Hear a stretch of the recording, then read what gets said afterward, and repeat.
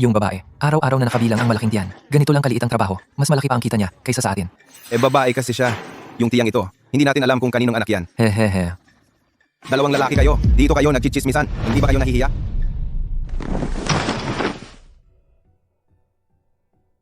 Dalawang oras na. Tigil na.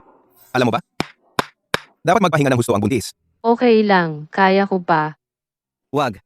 Nene. Noon. Narinig kong gusto mong iligtas ang paralitikong asawa mo. Naawa ako sa iyo kaya pinatuloy kita. Napagkasunduan natin. 1 oras lang ang trabaho mo araw-araw. Kung may mangyari sa iyo, hindi ko kayang panagutan yan. Halika, magpahinga ka muna. Uminom ng tubig.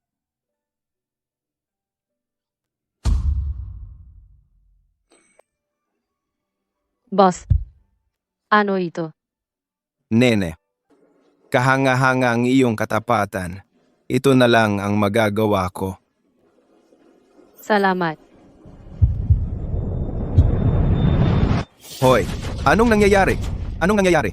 Nene, anong nangyayari? Anong nangyayari? Parang manganganak na ako. Tawagan ang ambulansya. Sige.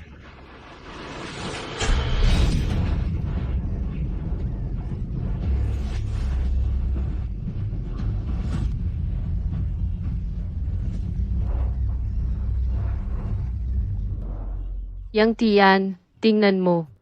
Ama ka na. Naghihintay pa sa akin si Wan Ying. Kailangan kong magising. Nurse. Saan po ang kwarto 204? Salamat.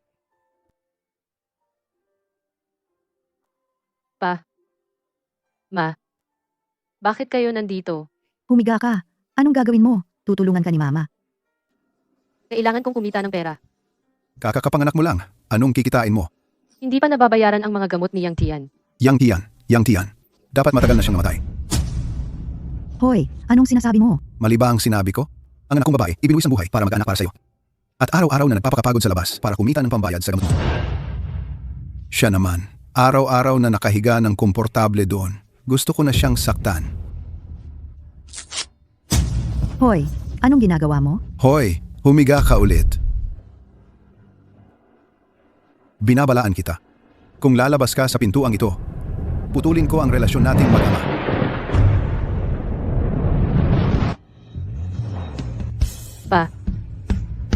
Asawa ako ni Yang Tian. Mahal na mahal ko siya. Hindi ko siya pababayaan. Ang ating mga tauhan ay kumalat na sa buong mundo. Ngunit wala pa ring bahas ng Panginoon. Ang 10 bilyong pabuya na inanunsyo sa publiko hanggang ngayon ay walang nakakamit. Ipagpatuloy ang paghahanap. Kulang ang 10 bilyon, gawing 1 trilyon, 10 trilyon. Ang sino mang magbigay ng impormasyon, gagawin ko siyang vice-komandante ng templo ng Zuke. Kasama ang sahod ko ngayong buwan. Kulang pa ng 2,000 ang pambayad sa gamot ni Yang Tian. Ano na ang gagawin ko? Nanay, pwede ba akong kumain ng isang itlog ngayon? Dahil tinulungan mo ako maglinis ng gulay, bibigyan kita ng pritong itlog bilang gantimpala. Yehey, nanay ang pinakamabait. Oy. Abala, Kuya Ching. narinig ko na 8 taon nang lumpo ang asawa mo. Ayos lang. Sige, ituloy mo lang ang ginagawa mo. Dumaan lang ako para tumingin-tingin. Bakit hindi na lang sumama ka sa akin? Anong ginagawa mo? Bitawan mo ako. Mas mabuti pa ako kaysa sa asawa mong gulay-gulayan, di ba? Bitawan mo ako. Bitawan. Masamang tao, bitawan mo ang nanay ko. Mabait ka, Ying Ying. Tawagin mo akong tatay. Dadalhin kita kumain ng masasarap na pagkain. Ayos ba? Ano ang ginagawa ninyo? Mahal. Si Kuya Ching siya. Ang babaeng ito ang may kasalanan. Siya ang nanukso sa akin sa kusina. Ikaw talaga ang... Tumahimik ka. Buti na lang matibay ang loob ko. Kung hindi, nahikayat na sana ako. Ayos ka talaga, babae. Naawa ako sa iyo, binigyan kita ng trabaho, tapos nagnakaw ka pa ng asawa ko. Wala akong ginawa. Huwag ninyong saktan ng nanay ko. Umalis ka diyan, bata. Ikaw na babae, binigyan kita ng trabaho, hindi ka man lang nagpasalamat, nagnakaw ka pa ng lalaki ko. Eto na mo. Ang masamang tiyuhin na ito ang gustong mang-api sa nanay ko. Katarantaduhan. Ang puso ko ay para lang sa asawa ko. Ang babaeng ito ang nanukso sa akin. Nanay pa naman, gumagawa ng ganitong kahiyahiyang bagay. Siguro, hindi ito ang unang beses niyang gumawa ng kalokohan. Yung bata na iyon, baka hindi naman talaga anak niya. Ngayon, papagisingin kita? Hahaha.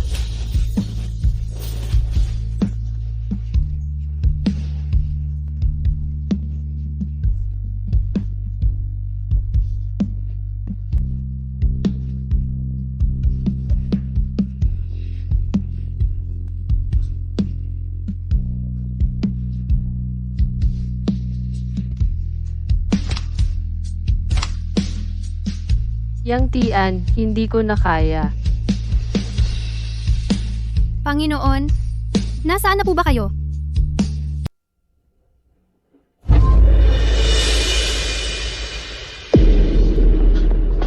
Anong gusto ninyong gawin? Yang?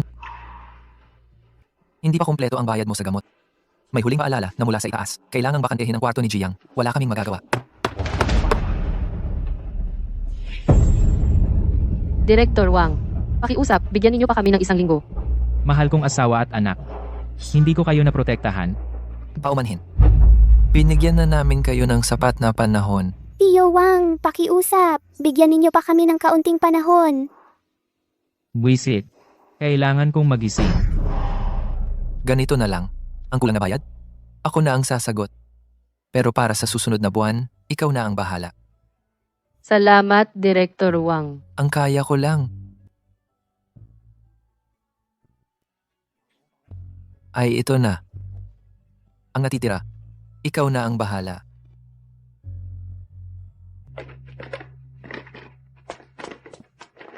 Jiang. 10 taon na ang lumipas.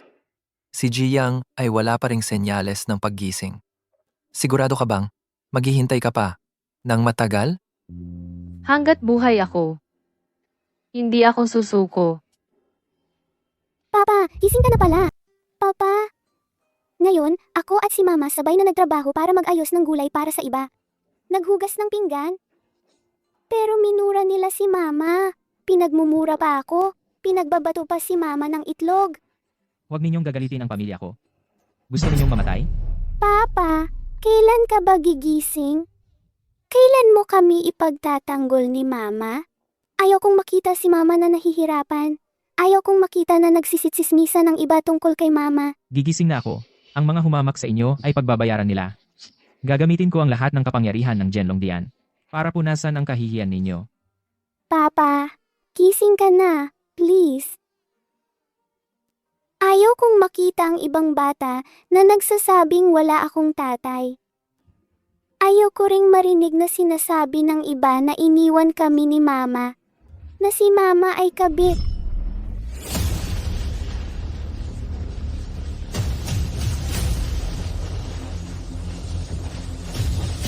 Basagin.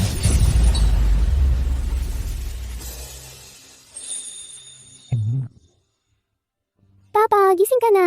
Huwag kang umiyak, Yingying. Papa ay nangangako sa'yo. Na ipagtatanggol ko kayo ni Mama.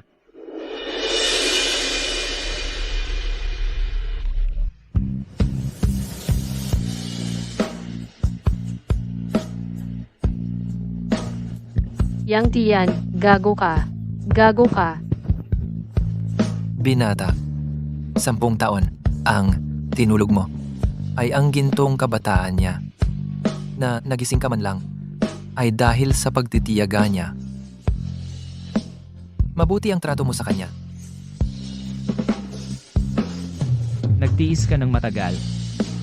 Bukas, bibigyan kita ng isang kasal na 10 taon ng huli, isang kahangahangang kasal. Pupuntahan ito ng mga kilala at makapangyarihan sa buong mundo, lahat sila. Gagawin kitang pinakamatunog na tao sa buong mundo. Igagalang ka ng lahat. Maniwala ka sa akin.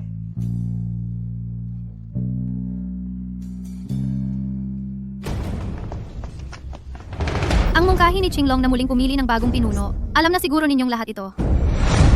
Kakakuha lang ng ulat mula sa labanan. Dinala niya ang 100,000 sundalo at papunta na rito sa Yanjing. Ano ang dahilan sa pagpapadala ng mga tropa sa timog nang walang pahintulot? Ano ba ang balak niya? Nagbabalak ba siyang maghimagsik? Hindi karapat-dapat si Qinglong. Naghahangad siya sa trono ng Diyos na Panginoon. Noong araw, hawak ng Diyos na Panginoon ang espada ng kalangitan. Winasak ang 10 bansa sa isang labanan at pinalawak ang dakilang siya ng libu-libong milya. Ang kanyang kapangyarihan ay sumindak sa buong mundo. Kaya't siya ang naging pananampalataya nating lahat. Hindi ba siya natatakot na pagbalik ng Diyos na Panginoon ay puputulin siya ng isang taga?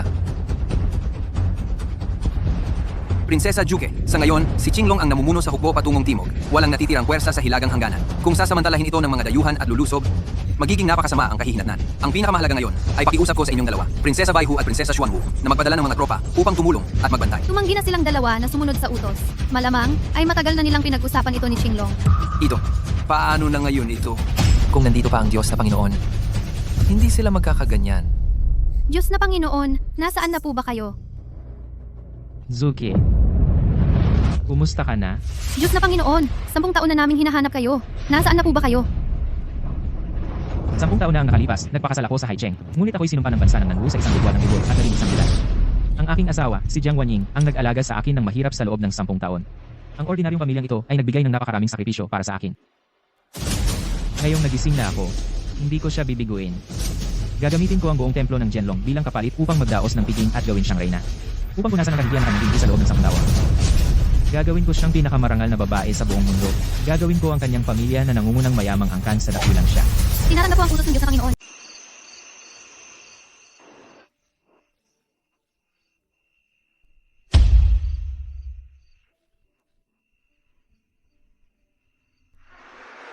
Sabi nga nila, mag-asawang ibon sa iisang puno, pagdating ng sakuna, maghihiwalay din. Ang babaeng ito ay nagtiis ng hirap at pagod, 10 taon na walang sawang nag-alaga sa Shenzhou. Talagang kagalang-galang at kahanga-hanga. Oo nga, ilang 10 taon ba ang mayroon sa buhay ng isang tao? Tunay ang pagmamahal ng babaeng ito, mabait at mahusay. Parang isang reyna na kayang pamunuan ang buong mundo. Karapat-dapat siyang tawaging reyna ng aming Jianlong Dian. Kahit hindi ako sang-ayon, pero talo nga ako. Ipagutos mo, ang balita ng kasal ni Shenzhou bukas ay ipaalam sa buong mundo at anyayahan ng lahat ng kilalang tao at makapangyarihan mula sa 4 na dagat at 8 sulok na dumalo at magbigay ng pagpupugay. Ang sino mang hindi darating, pugutan ng ulo. Gusto kong makita kung sino pa ang maglalakas loob na sumuway kapag muling nagpakita si Shenzhou. Isa pa, ipaalam sa pinakamakapangyarihang pamilya sa Daxia, ang mga Yang at sa Jianlong Dian, na ang 100,000 banal na guwardiya mula sa hukbong dagat, lupa at himpapawid ay magtungo kaagad sa Haicheng upang bantayan ang kasal ni Shenzhou. Sundin namin ang utos. Natanggap ng hukbong katihan. 50,000 banal na guwardiya. Nakahanda na. Tutungo na kaagad sa Haicheng. Natanggap ng hukbong dagat, natanggap ng hukbong himpapawid. Ipagtatanggol si Shenzhou hanggang sa kamatayan. Lilitaw ang Panginoon sa Haicheng at magkakasal na bukas. Makinig kayo, lahat ng miyembro ng angkan ng Yang. Maghanda ng marangyang regalo at sumama kayo sa akin sa pamilya Jiang upang salubungin ang bagong reyna. Opo.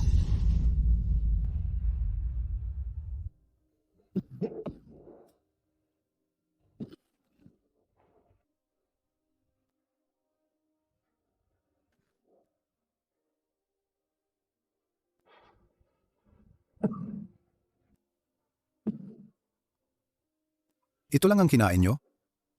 Ay, tiisin na lang natin. Yung itlog, para kay Ying Ying. Mula nang ipanganak ang batang ito hanggang ngayon, ilan lang ang masarap na pagkain niya. Kawawa naman ang anak natin. Ay, oo nga pala. Ito ang sahod ko sa minahan. Pumunta ka bukas sa ospital at bayaran mo ang bill sa gamot ng anak natin. Tandaan mo. Dahan-dahan lang, huwag maingay. Sa loob ng 10 taon, bawat buwan, ang tumutulong sa akin, ang mga magulang ko pala. Nanay, bakit hindi tayo pumasok? Ikaw kasi, matapang lang ang salita, mabait naman ang puso. 10 taon na to, kailan ba ito matatapos? Hanggat ang anak kong babae nagmamalasakit pa sa koma isang araw. Ako, bilang ama, sisiguraduhin kong protektado siya isang araw. Pero sabi ng doktor, may sakit ka sa baga. Hindi ka na pwedeng pumasok sa minahan. Huwag kang makinig sa kalokohan ng doktor na yon. Wala akong sakit sa katawan. Ayan, nagmamadali ka na naman.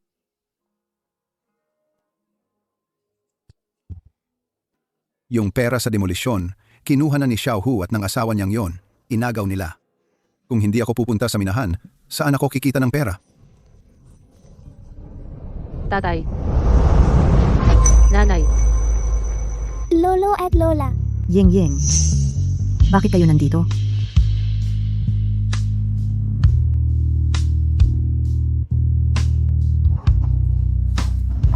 Bibili ako ng tadyang para kay Ying Ying. Tatay. Nanay, pasensya na. Hindi ako mabuting anak. Tumayo ka. Anong nangyari? Anong nangyari? Tatay. Nanay. Gumising na si Yang Tian. Totoo ba yan? Totoo. Pagkagising niya, sinabihan niya agad ako na sabihin sa inyo. Magpapagawa pa raw siya ng bagong kasal para sa akin. Ang loko-loko naman ito. Dapat matagal na siyang namatay. Pinagdaanan lang ng anak ko ang hirap ng ilang taon. Anong sinasabi mo? Basta nagising na siya. Okay na yun. Okay na yun. Ano raw ang sinabi niya? Magpapagawa pa raw siya ng kasal para sa'yo? Pinauwi niya ako para sabihin sa inyo na may pupunta raw bukas para humingi ng kamay ko. Sabi pa niya, gagawin niya akong pinakamasayang babae sa mundo. Anak ko. Sa wakas, natapos na rin ang paghihirap mo. Ang loko-loko naman nito. Kung gagawa siya ulit ng masama sa anak ko, kahit mawala ang buhay ko, hindi ko siya patatawarin. Nanay, hindi na kailangang mag-isa si Yingying sa paghahanap buhay. Ang ganda. Ang ganda. Anong maganda?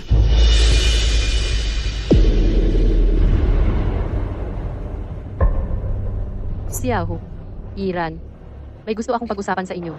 Ibayaw ko kasi. Anong bayaw? Yung siyang tiyan ba? Karapat dapat ba siya?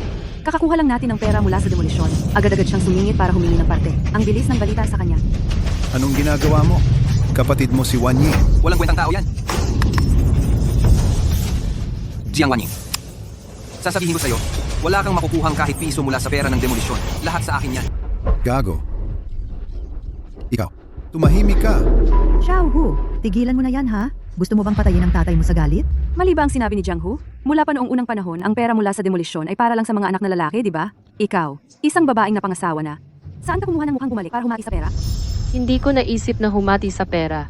Hoy! Dahil sa walang kwentang siyang tiyan na yan, mahigit 10 taon ka nang hindi umuwi. Ngayong malapit nang ma-demolish ang bahay natin, bigla ka na lang sumulpot dito pagkarinig mo ng balita. Anong balak mo? Hindi ko alam. Hindi ko pinapansin kung naniniwala kayo o hindi, pero hindi ko kailanman naisip na humingi ng kahit piso mula sa pamilyang ito. Ayaw ng pera? Ah, alam ko na. Yung asawa mong lumpo sa loob ng 10 taon, patay na siguro? Mabuti nga kung patay na, para hindi masabihan ng pamilya Jiang na may walang kwentang manugang. Salot. Ang pera mula sa demolisyon. Kinuha na ninyong lahat. Ano pang ginagawa ninyo rito? Umalis kayo. Lumabas kayo ngayon din. Tay, ayos ka lang ba? Lumabas ka. Akala mo ba gusto ko? Kasalanan mo to. Magsasakang walang silbi. Kailangan ko bang para lang sa isang trabaho, magmakaawa sa iba't ibang tao? Nag-ipon ako ng 20,000 para lang makipag-ugnayan kay Manager Lee ng Tianlin Group. Alam nyo ba ang Tianlin Group? Iyon ang pangunahing pamilya, ang pangunahing grupo sa likod ng pamilya Yang. Sa likod ng pamilya Yang ay ang pinakamakapangyarihang puwersa, ang Zhenlong Temple. Kung makakapasok ako sa Tianlin Group, parang kalahati na lang, nasa Zhenlong Temple na ako. Iyon ang magbibigay karangalan sa angkan, magbibigay ng mukha sa'yo. Umalis ka. Hindi ko kailangan yan. Hindi mo kailangan. Pero ako, kailangan ko. Jiang Wanying, napag-usapan ko na kay Manager Lee, makipagtalik ka sa kanya. Maging kaibigan mo siya. Huwag mong sirain ito para sa akin. Panaginip mo lang yan. Siyang tiyan lang ang nasa puso ko. Ang tigas talaga ng ulo mo. Anong meron kay Yang Tian na yan? Si Manager Lee ay mataas na opisyal sa pamilya Yang. Milyon-milyon ang sahod niya taon-taon. At may koneksyon pa siya sa pamilya Yang. At may koneksyon pa sa Zhenlong Dian. Kapag ikakasal ka sa kanya, hindi lang ikaw ang giginhawa, pati kami makikinabang din. Tumahimik ka nga. Kung gusto mo, ikaw na lang ang pumunta. Hindi ako pupunta. Jiang Wanying, ate kita. Trabaho ng ate na tulungan ng kapatid na lalaki. At saka, si Yang Tian, isa siyang gulay. Kung sasama ka kay Manager Lee, maraming pakinabang yon, di ba? Sa araw na ito, sumang-ayon ka man o hindi, kailangan mong sumang-ayon. Hindi gulay ang daddy ko. Gising na siya. Gising? Tama, gising na siyang tiyan. At bukas, pupunta siya sa bahay para humingi ng kamay ko. Kaya itigil niyo na ang mga pakanan niyo. Hindi ako sang-ayon. Isang gulay lang siya, nakakagising lang. Gaanong pera ba ang meron siya? Wala akong pakialam kung may pera siya o wala. Basta't makakasama ko siya, sapat na yon para sa akin. Ikaw lang ang magsasabi na wala kang pakialam. Libre kang pinakain ng pamilya natin sa loob ng napakaraming taon. Kapag ikakasal ka, aabot ng mahigit 1 milyon, di ba? Isang gulay lang nakakagising. Kaya ba niyang maglabas ng ganoong kalaking pera? Una kong sasabihin, si Jiang Hu lang ang lalaki sa pamilya nyo. Kaya dapat sa kanya mapunta ang buong dowry. Kakagising lang ni Yang Tian. Saan niya kukunin ang 1 milyon na yan? Hinahamon niyo lang ba siya? Sumabay ang pamilya namin sa kahirapan niya sa loob ng 10 taon. Masyado bang mabigat ang 1 milyon para sa kanya? Kung hindi niya kayang maglabas ng 1 milyon, dapat kang sumama kay Manager Lee. Pagkatapos ng lahat, ako ang magpapatuloy ng lahi ng pamilya Jiang. Magpapatuloy ng lahi. Bilang isang bagay na pwedeng ipagbili, dapat kang magsakripisyo ng kaunti. Hayop ka. Anong klaseng salita yan na walang puso at kaluluwa? Ngayon pa lang, papatayin na kita. Matanda ka na. Seryoso ka pala. Lao Jiang, Tay, Nagwawala ka na naman. Hayop ka. Umalis ka na ngayon din. Para bang hindi kita. ipinanganak sa buhay kong ito. Ikaw ang unang nanapa. Tai, huminahon ka. Hindi naman sinasadya ni Jiang Hu yan. Kayong dalawa, lumayas kayo. Lalayas kami. Pero sasabihin ko ulit sa'yo, kung hindi makapagbigay ng 1 milyon si Yang Tian, ikaw ang sumama kay Manager Lee. Mas mahalaga ang kinabukasan ko kaysa sa kanya. Kalimutan mo na yung balak mo. Bukas, darating si Yang Tian para pakasalan si Wan Ying. Sino ang pakakasalan ni Wan Ying? Wala kang pakialam. Tanda-tanda mo na. Anak mo ako. Hindi mo ako tinutulungan. Ito pa ang tinutulungan mo. Xiaohu, tumahimik ka. Gusto mo bang mamatay ang tatay mo sa galit? Jiang Wanying, makinig ka. Kung hindi ako magiging maayos, hindi ka magiging maayos. Tara na.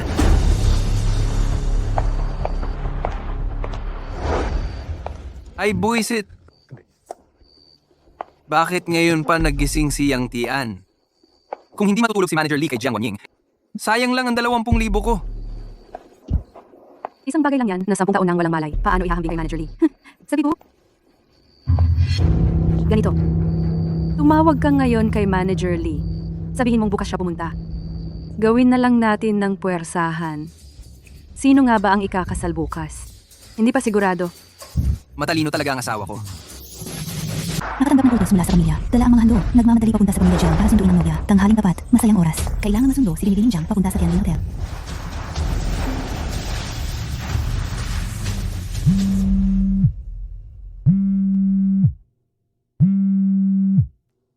Handa ka na ba, Wanying? Handa na ako. 10 taon ko itong hinintay. Ngayon, gagawin kitang pinakakinang na nobya. Kaya bilisan mo. Pinakakinang na nobya sa buong mundo pa? Ang galing magyabang ng bedridden na yon. Anong ginagawa mo dito? Siyempre, para batiin kayo ng ikakasal. Ako na, Ma? Ang ganda ng kutis mo, ate. Sayang lang sa bedridden na yon.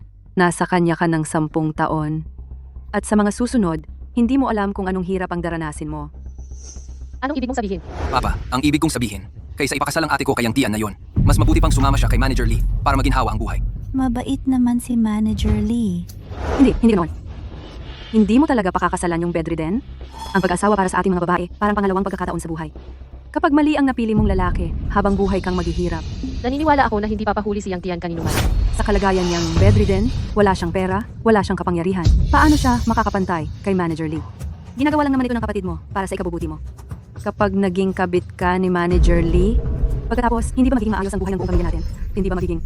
Ano ba talaga ang gusto mong sabihin? Si Manager Lee nandito na at may dala pang mga regalo para humingi ng kamay mo. Naghihintay sa labas. Tumigil ka na. Si Yang Tian lang ang gusto ko. Napakabait ni Manager Lee. Ayaw ko talaga kay Wan Ying pakasal sa walang kwentang yon. Ayaw ko rin. Kung pakakasalan ni Wan Ying ang bedridden na yon, hindi lang tayo makikinabang sa hinaharap pa. Baka manghiram pa sa atin ng pera. Tama. At Papa, isipin mo, ang pamilya niya mahigit 10 taon nang hindi hinahanap. Malamang mahirap ang buong pamilya niya. Tama ba? Kung ipapakasal ang ate ko sa kanya, magiging para sitong sumisipsip ng dugo ng pamilya natin. Pabigat sa atin. Tama, Guoqing. Kung hindi mo iniisip ang sarili mo, dapat isipin mo rin kami mga kamag-anak na ito. Kung sasama si Wan Ying kay Manager Lee, lahat tayo'y magiging komportable. Oo nga pala, yung hayop na yon, hindi ba't nagsabi ng isang malaking kasalan? Hanggang ngayon, wala pa ring dumadating. Para sa akin. Ngayon, nandito si Manager Lee.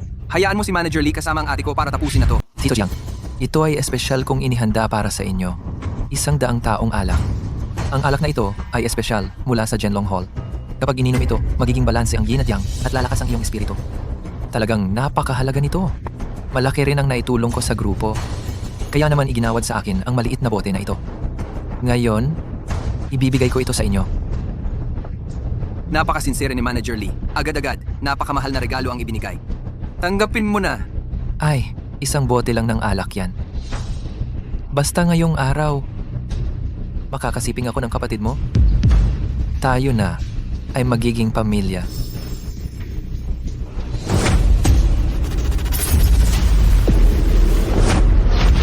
Matanda. Ano ang ibig mong sabihin? Jiang Guoqing, huwag kang magpakatinangga. Gusto ka ni Manager Lee na maging kabit ang anak mo. Iyon ay isang malaking karangalan para sa iyo. Tama. Tingnan mo ang sarili mong kahabag-habag. Kung hindi lang dahil kay Manager Lee, hindi kami makikipagkamag-anak sa iyo. Kung gusto ninyong maging kabit, ang sarili ninyong mga anak ang gawin ninyo. Bilisan, kailangan natin trabahin dyan sa loob ng minuto.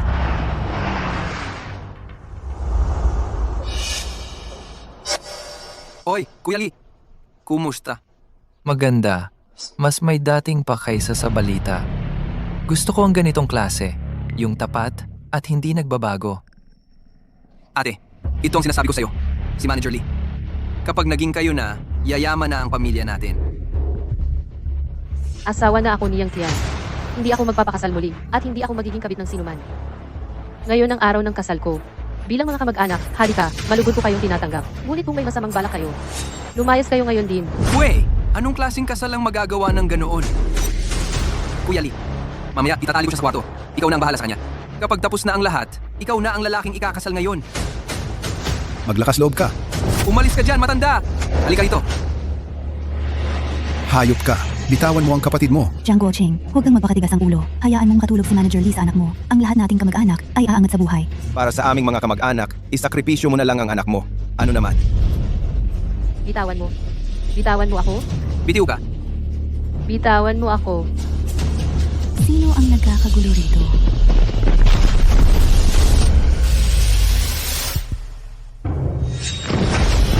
Si Jiang Wanyin, ang tunay na anak ng pamilyang Jiang. Tapat ang puso, matibay ang banata.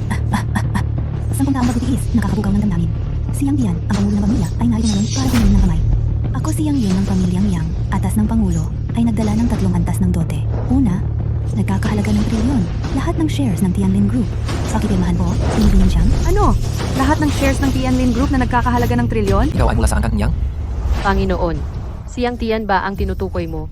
Tama, inutusan kami ni Panginoon Yang Tian na ihandog ang unang bahagi ng dote kay Binibining Jiang.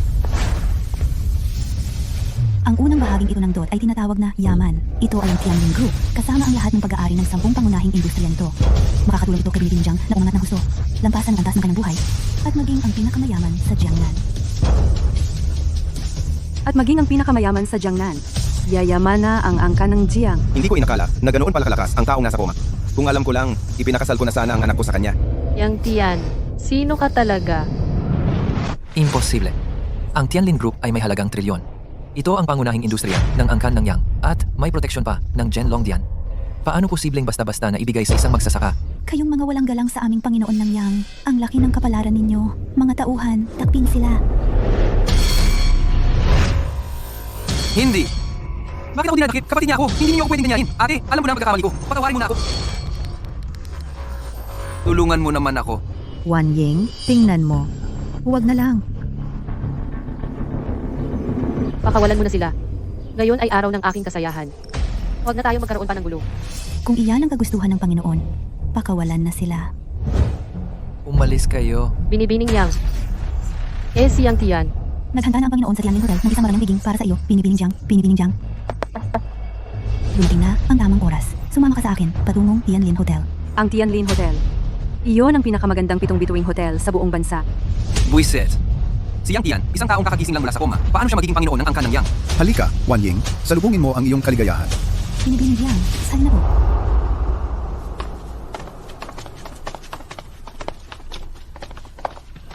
Ito! Pupunta nga ba talaga sila sa Tianlin Hotel? Imposible. Bilang mataas na opisyal ng Tianlin Group, hindi ko kilala ang babaeng iyon. At wala akong kaalam tungkol sa paglilipat ng pag-aari ng Tianlin Group. Ano ito? Ayos lang. Ang Tianlin Group ay nasa ilalim ng pangunguna ng presidente ng Jiangnan Region ng Yang, si Yang Ling. Tatawagan ko lang si Ginoong Yang at malalaman natin ang totoo. Sundan natin sila. Tara, tingnan natin.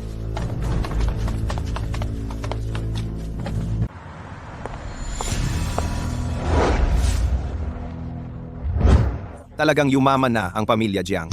Hindi ko inaasahan. Ang pamilya Jiang ay umasenso dahil sa isang walang kwentang manugang.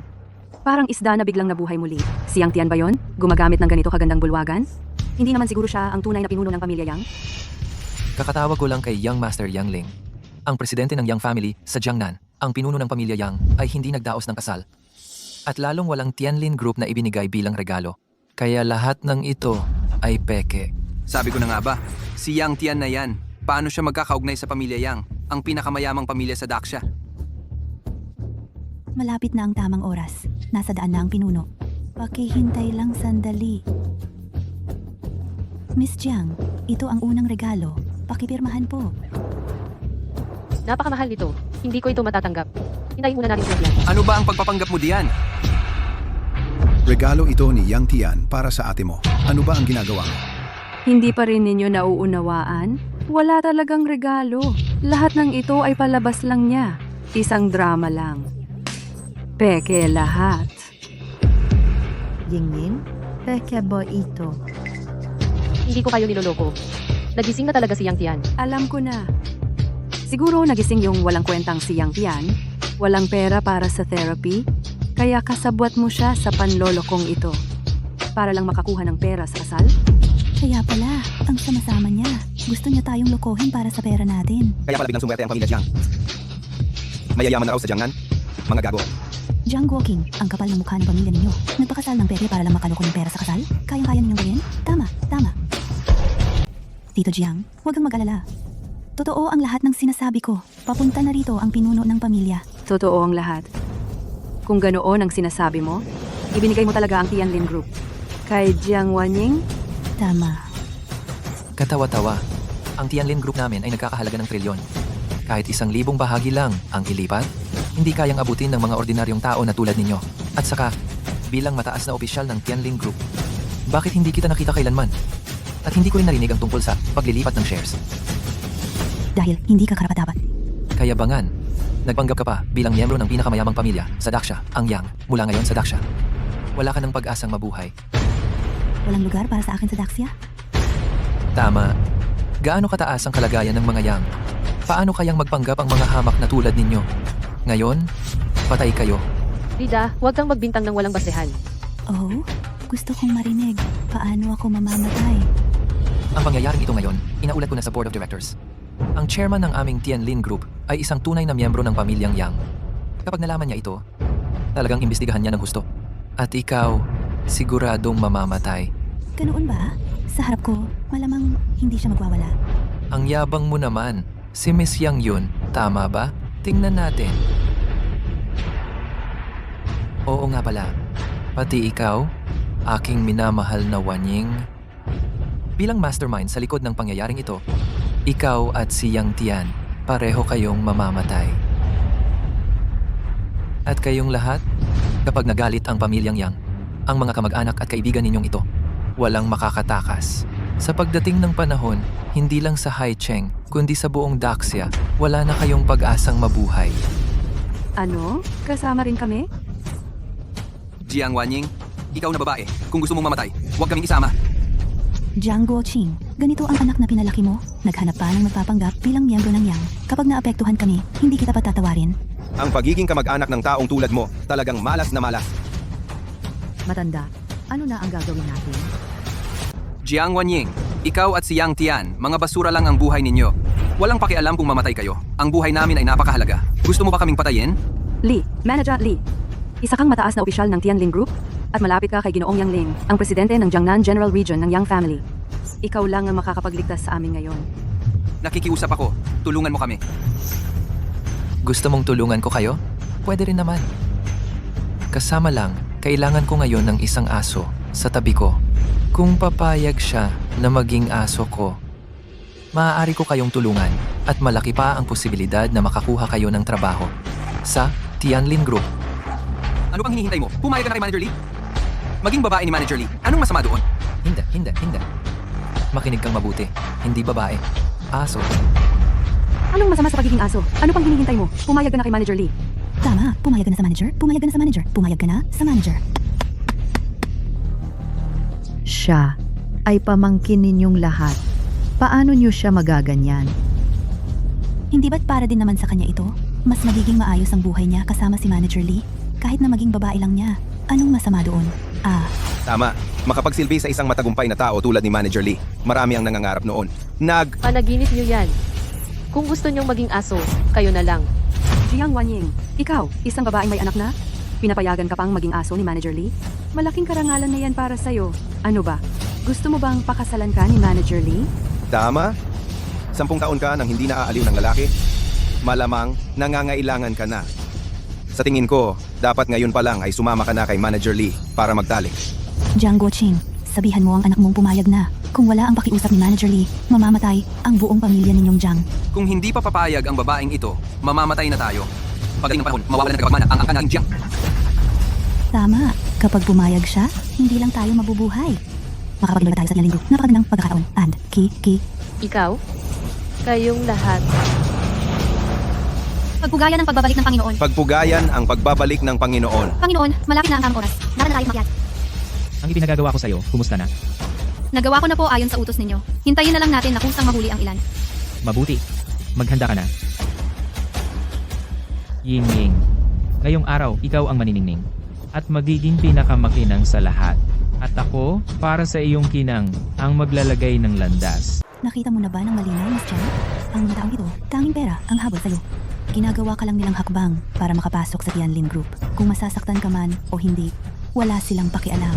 Pero kung mas maaga mong nalaman ito, hindi ba't mabuti rin iyon? Mabuti pa rin ba yon? Siyempre, ayon sa kasabihan, kapag mahirap ka, kahit nasa lungsod ka, walang lalapit sa'yo. Ikaw lang ka, kahit bundok, may kamtaan ka natin. Mas maagang makilala ang tunay na ugali ng iba kapag nasa mataas na posisyon ka na, Miss Chang. Kapag naging pangunahing pamilya na ang mga Jiang, saka mo maiiwasan ang mga kamag-anak na ito. Naiintindihan ko na. May mga taong hindi karapat-dapat tawagin kamag-anak. Jiang Wanying, ano bang ibig mong sabihin? Ang literal na kahulugan. Hindi kayo karapat-dapat tawaging aking pamilya. Kung gusto niyo maging aso, kayo na lang ang maging aso. Siya. Kung ganito na ang sitwasyon, ang buong pamilya ninyo ay dapat mamatay. Naglakas loob kayong magpanggap bilang kumakatawan sa Tianlin Group at sa pamilya Yang. Kapag dumating na si Yang Master Yang, iyo'y aking iaanunsyo. Pagdating ng panahon, maghintay kayo na ang buong Daxia ang magputol ng inyong kinabukasan. Wala na tayo! Ganap na nagalit si Manager Lee. Uli na ang lahat ngayon. Hindi pwede. Kailangan nating agad na iwasan ang relasyon sa pamilya nila. Kapag dumating na ang mga Yang, huli na ang lahat. Iwasan ang relasyon? Makinig kayong lahat. Simula ngayon, ganap akong puputol ng relasyon kay Jiang Wanying. Mula ngayon, hindi na siya ate ko. Kaaway na namin siya! Tama! Simula ngayon, kami at ang pamilya ni Jiang Wanying ay magkaaway na. Mga walang hiya, ano ba ang pinagsasasabi ninyong dalawa? Jiang Guoqing, tingnan mo ang gulo na dala ng pamilya mo. Kahit sarili mong anak, ayaw sa'yo. Jiang Hu, sinusuportahan kita. Ako rin, puputol ng relasyon sa pamilya Jiang. Sa susunod na pagkikita, magkaaway na tayo. Mula ngayon, magiging magkaaway na tayo. Tapos na ang relasyon natin. Kapag may pakinabang, magkakamag-anak. Kapag may problema, maghihiwalay. Siguro nakita nyo na rin ang tunay na mukha ng mga taong ito. Sila. Hindi nila karapat-dapat na tawaging pamilya. Sila. Mga lintas silang sumisipsip ng dugo. Jiang Wanying, nagmamalinis ka pa? Kung sakaling isakripisyo mo lang ng kaunti ang iyong dangal, maiibsan na ang problema ng buong pamilya. Pero ano ang ginawa mo? Makasarili. Ayaw mo pa rin tulungan ang sarili mong kapatid. Kaya tama lang na ituring ka namin kaaway. Mali ba yon? Jiang Wanying, iniwan ka na ng lahat, pati na ng pamilya mo. Hintayin mo lang na dumating si Young Master Yang at patayin kayong lahat.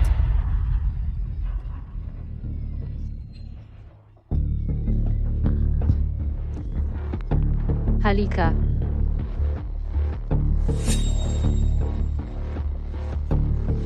Talagang namanan ng anak ang ugali ng ina. Ang buong pamilya nyo, puro makasarili at mandarambong. Nanay, ayos ka lang ba? Ayos lang ako. Ying-Ying, sabihin mo sa nanay, ano ang nangyari? Kinukuha ni Xiao Bao ang manika ko. Ayaw kong ibigay, kaya hinila niya ng malakas. Hanggang sa napunit ang manika ko. Siya pa ang umiyak. Narinig mo ba? Si Xiao Bao ang unang kumuha ng manika ni Ying-Ying. Ano naman? Lalaki ang anak naming si Xiao Bao. Kukunin lang naman ang laruan ng anak mong babae? Anong problema? Talaga nga? Katulad mo ang anak mo. Makasarili? Anak, hindi ba't sinabi ko na sa'yo? May mikrobyo sa bahay nila. Hindi ba sinabi mong wag mo itong hawakan? Anong ibig mong sabihin? Ang ibig sabihin, ikaw at yung taong gulay na yan, pareho kayong walang kwenta. Pareho kayong basura ng lipunan. Kasama na ang anak nyo na wala namang silbi kundi magkalat ng mikrobyo. Hahaha. Ate mo siya. Paano niyo siya nasasabihan ng ganyan? Kakatalikod ko lang at pinutol ko na ang relasyon namin.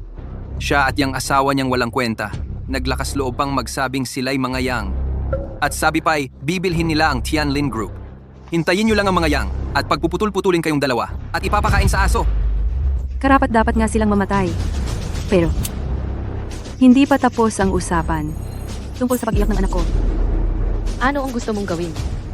Lumuhod ka. Lumuhod ka at humingi ng tawad sa anak ko. Ikaw. Tigilan nyo na yan, sige na. Anong ginagawa naming kalokohan? Sinaktan ng batang, to ang anak ko.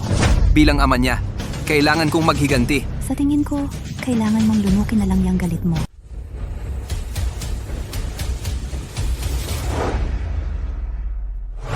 Si Yang Tianlin, tagapangulo ng Tianlin Group, nakikipagkita sa Panginoon. Maligayang pagbabalik, Panginoon. Maligayang pagbabalik, Panginoon. Ikaw ang kapatid ni Yang yon? Si Yang Tianlin. Ngayon, ang Tianlin Group mo ay ibibigay ko sa biyenan kong lalaki. Ano ang masasabi mo? Pinili ng Panginoon ang Tianlin Group bilang bigay kaya. Ito ay isang malaking karangalan para sa akin. Mabuti. Hindi kita pababayaan. Sa hinaharap, ang pamilya ay magkakaroon ng negosyo sa langis sa gitnang Asya. Ikaw ang mahala roon. Tumayo ka na. Salamat, Panginoon. Ulat sa Panginoon, ang Reyna ay nasa venue, at may alitan siya kay Lida, ang tagapamahala ng Tianlin Group. Gusto ni Lida na pilitin ang Reyna na maging kanyang babae. Ano ang sinasabi mo? Ako na ang bahala rito. Jiang Wanying, ikaw at ang maliit na ito ay dapat lumuhod at humingi ng tawad sa anak ko. Kung hindi ito matatapos. Nanay? Ayos lang. Jiang Hu, kailangan mo bang gawin ganito ang sitwasyong ito? Tigilan mo na ang mga salita. Sasabihin ko sa'yo. Ngayon, kung hindi ka luluhod at hihingi ng tawad, hindi kita patatawarin. Oy, grabe na ito. Wing, nakikita mo ba? Ito ang resulta kapag wala kang lalaki na magtatanggol sa iyo. Pero kung sumama ka sa akin at maging babae ng tagapamahala ng Tianlin, tingnan natin kung sino pa ang mga api sa... Hindi lang nila kayang apihin ka, kaya mo pang magpasiya kung mabubuhay o mamamatay sila.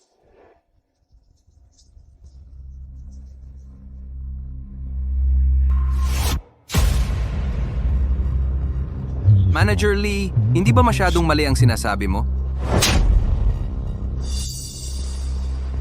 May karapatan ka bang magsalita? Paano kung pumayag tong babae? Hindi ba ako ang mapapahama? Hindi pwede. Kailangan kong pigilan ito. Manager Lee, tingnan mo naman siya.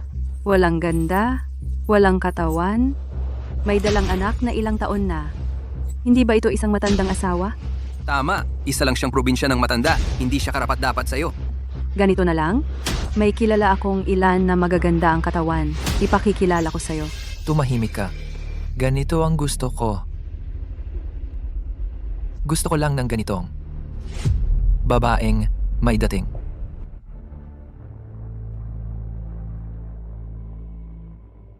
Tawagin mo akong tatay?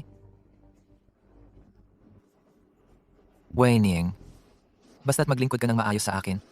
Pangako ko, sa mundong ito, walang sino man ang... Panaginip mo yan. Ako lang ang babae ni Yang Tian. Ayaw mo ng mabuting pakikitungo, gusto mo lang masama. Bitawan mo. Kung hindi, sa buong Haicheng, wala ka nang matitirahan. Lida, ang lakas ng loob mo. Dong, Chairman. Bitawan mo. Narito na ang Chairman ng Tianlin Group. Tapos na kayo ngayon. Chairman, narito na po kayo. Oo, kung hindi pa ako dumating, lahat ng tao sa Tianlin Group ay mamamatay na. Ikaw ang may gawa nito, Ji Lee. Ganun ba kalala, Chairman? Kasalanan nila ito. Ito ang grupo ng mga ito. Sila ang walang pakundangan. Nagkukunwang mga Yang. Sabi pa nila, kapag ikinasal ang patriarch ng Yang family, ibibigay ang Tianlin Group bilang dowry sa kanila. Parang biro lang. Hahaha, Chairman, ito yung babae. Siya nga. Sabi pa niya, hindi ka maglalakas loob sa harap niya. Haha, kay lakas ng apog. Hoy, babae, narito na ang aming chairman. Lumuhod ka na at humingi ng tawad. Tingnan natin kung maglakas loob siyang paluhurin ako. Manghamak sa aming chairman? Gusto mong mamatay? Dong, chairman, ano po ang gagawin ninyo? No. Gago ka. Ate, okay ka lang ba? Chat, Chen. Lida. Dumating na ang tamang oras. Si Yang Tian, patriarch ng Shangjing Yang family, ay dala ang 3 yugto ng dowry ng Yang family. Unang yugto, yaman, 99,999,999 na tael ng ginto upang humingi ng kamay sa pag-aasawa. Yang Tian, gising ka na talaga. Di hindi pala scam ang kasal na to. Hindi tama to. Hindi ba 10 taon kang nakatulog? Paano ka nakatayo? Ano? Ano ba talaga ang nangyayari?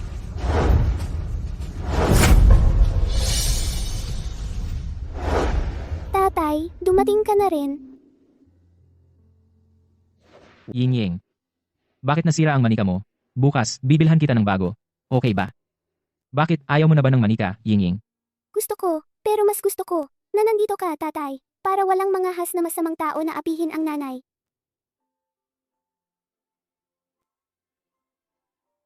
Pangako ko sa'yo, sisiguraduhin kong protektado kayong mag-ina. Totoo ba? Totoo. Ying-ying, magpahinga ka muna. Tao, dalhin ninyo ang dalawang batang ito para magpahinga. Yang Jia, Yang Yun, Yang Tianlin, nagpupugay sa punong pamilya. Yang Tianlin, dahil sa iyong kapabayaan sa pamamahala ng Tianlin Group, ang aking asawa at anak na babae ay nasaktan sa kasal. Ano ang dapat na parusa sa'yo? Ako po ay nagkulang sa pagbabantay. Nagdulot ito na paglitaw ng mga tiwali sa loob ng grupo. Nabigo akong protektahan ng ginang at ang binibini. Nakikiusap ako sa punong pamilya na parusahan ako. Sa pagkakataong ito, hindi naman lumala ang sitwasyon. Ikaw at ang kapatid mong babae ay may naitulong sa paghatid ng dote, kaya't ang mabuti at masama ay magkakapantay na. Iniuutos ko sa iyo ngayon na imbestigahan ng lubusan ang Tianlin Group. Sa loob ng isang araw, anuman ang gawin, dapat mong ilabas ang mga tiwaling elemento sa Tianlin Group. Magagawa mo ba ito? Sundin ang utos ng punong pamilya. Pumunta ka na ngayon. Ayoko naman na iwan ang Tianlin Group na puno ng masamang elemento sa aking asawa. Itong si Lida? Ako na ang bahala. Opo. Alis na po kami.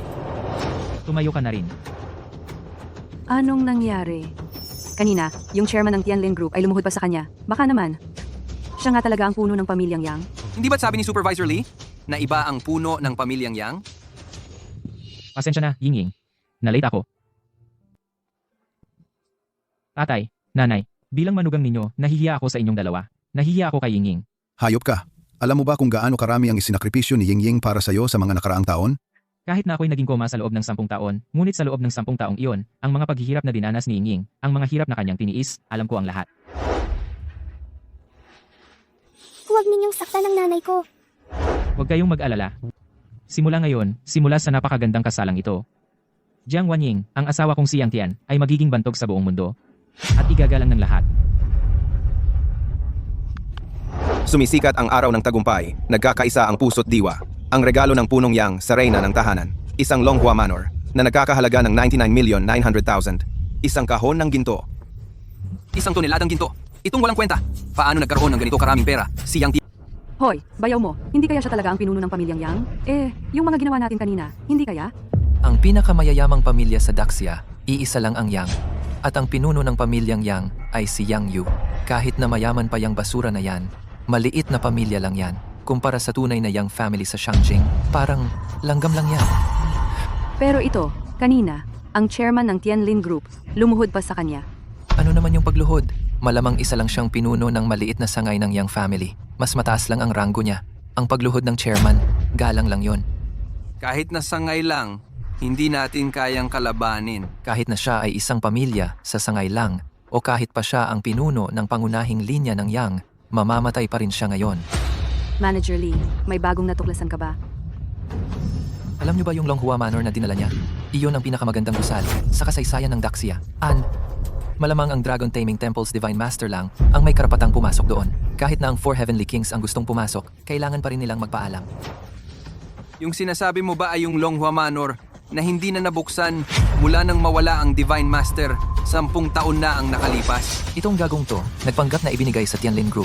Nagpanggap na siya ang pinuno ng Yang family. Ngayon naman ay nangahas pang gamitin ang manor ng Divine Ancestor ng Dragon Taming Temple. Talagang karapat dapat siyang mamatay. Ibig sabihin, kapag nalaman ito ng Dragon Taming Temple, papatayin nila tong tao na to at ang lahat ng ginto na ito ay sa atin na. Ay, oo nga. Kasalanan niya lang to. Nagpapanggap na mayaman. Naghahanap ng gulo. Yang Tian, sa'yo ba ang lahat ng ito? Simula ngayon, sa'yo na ang lahat ng ito. Hindi, ang dami nito. At pati yung share sa Tianlin Group, hindi ko kayang tanggapin. Ako, wala rin akong karapatang tumanggap. Hindi. Mula nang magpakasal tayo, 10 taon na ang nakalipas. Sa'yo na ang mga ito. At sa kanitong nakalipas na 10 taon, walang sawang nagtrabaho at inialay ang iyong kabataan para sa akin. Iniligtas mo ako mula sa kamatayan. Ikaw lang ang karapat-dapat sa mga karangalang ito. Hoy! Huwag kayong magpanggap dyan! Bayaw mo ako! Pakawalan nyo na kami agad! Bayaw, noong ikaw ay nangaapi at nanggugulo, naisip mo ba na ang apelido mo ay Jiang? Nang ikaw ay nakipagsabuatan sa mga dayuhan at inapi ang iyong ate, naisip mo bang kapatid mo siya? Ininsulto mo ang aking asawa at anak. Sinaktan mo ang aking biyanan. Ang mga tulad ninyo, hindi karapat-dapat mabuhay. Mga tauhan. Huwag kang lasob. Yang Tian, mas mabuting pakawalan mo ako ngayon din. Kung hindi, ikaw, pati ang asawa mo at buong pamilya niya, lahat kayo ay mamamatay. Tama! Si Manager Lee at ang presidente ng Yang Group sa Jiangnan District, si Ginoong Yang Ling, ay matalik kong kaibigan. Kung gagalaw ka sa amin, mamamatay kayong lahat. Baka mas mabuting hayaan na lang natin. Yang Tian, nasa ilalim tayo ng batas ngayon. At saka, ngayon ay araw ng ating malaking kasal. Hindi kailangang magganap ng dugo. Sige, susundin ko ang gusto mo. Pwede kitang hindi patayin, pero kahit malalampasan ang parusang kamatayan, hindi makakaiwas sa parusang buhay. Ang mga kasalanan ninyo noon, oras na para pagbayaran. Ano na ang gagawin natin ngayon? Kahit hindi siya ang pinuno ng Yang family, hindi pa rin natin siya kayang talunin. Anong ikinatatakot mo? Kilala ni Manager Lee si Young Master Yang Ling, di ba? Kanina lang, natakot siya, di ba? Yang Tian, ikaw ba yan? Ikaw, isa ka lang na pangunahin ng isang sangay ng pamilyang Yang. Samantalang ako, malapit na pamangkin ni Young Master Yang Ling na pangunahin ng pamilyang Yang sa Shangjing. Mabuti pang pakawalan mo kami agad-agad. Oh? Paano mo nalaman na ako ang pangunahin ng isang sangay ng pamilyang Yang? Dahil lang sa relasyon ko kay Young Master Yang, syempre alam ko. Mukhang napakalapit ng relasyon mo kay Yang Ling ah. Syempre naman. Taon-taon, ang perang iniabot ko lang sa kanya ay umaabot na sa mga 10-10 milyon at ang mga magagandang babae sa paligid niya, karamahan, galing sa akin. Noong nakaraan, naging sobra ang kalokohan niya. Nagpakamatay pa ang isang babaeng empleyado. Ako pa rin. Ang nag-ayos para sa kanya. Dahil sa mga relasyong ito, tiyak na ituturing niya akong tiwala. Ganun pala. Mukhang ang aming pamilyang Yang. Sa 10 taong wala ako, ay napakarami ng masasamang elemento.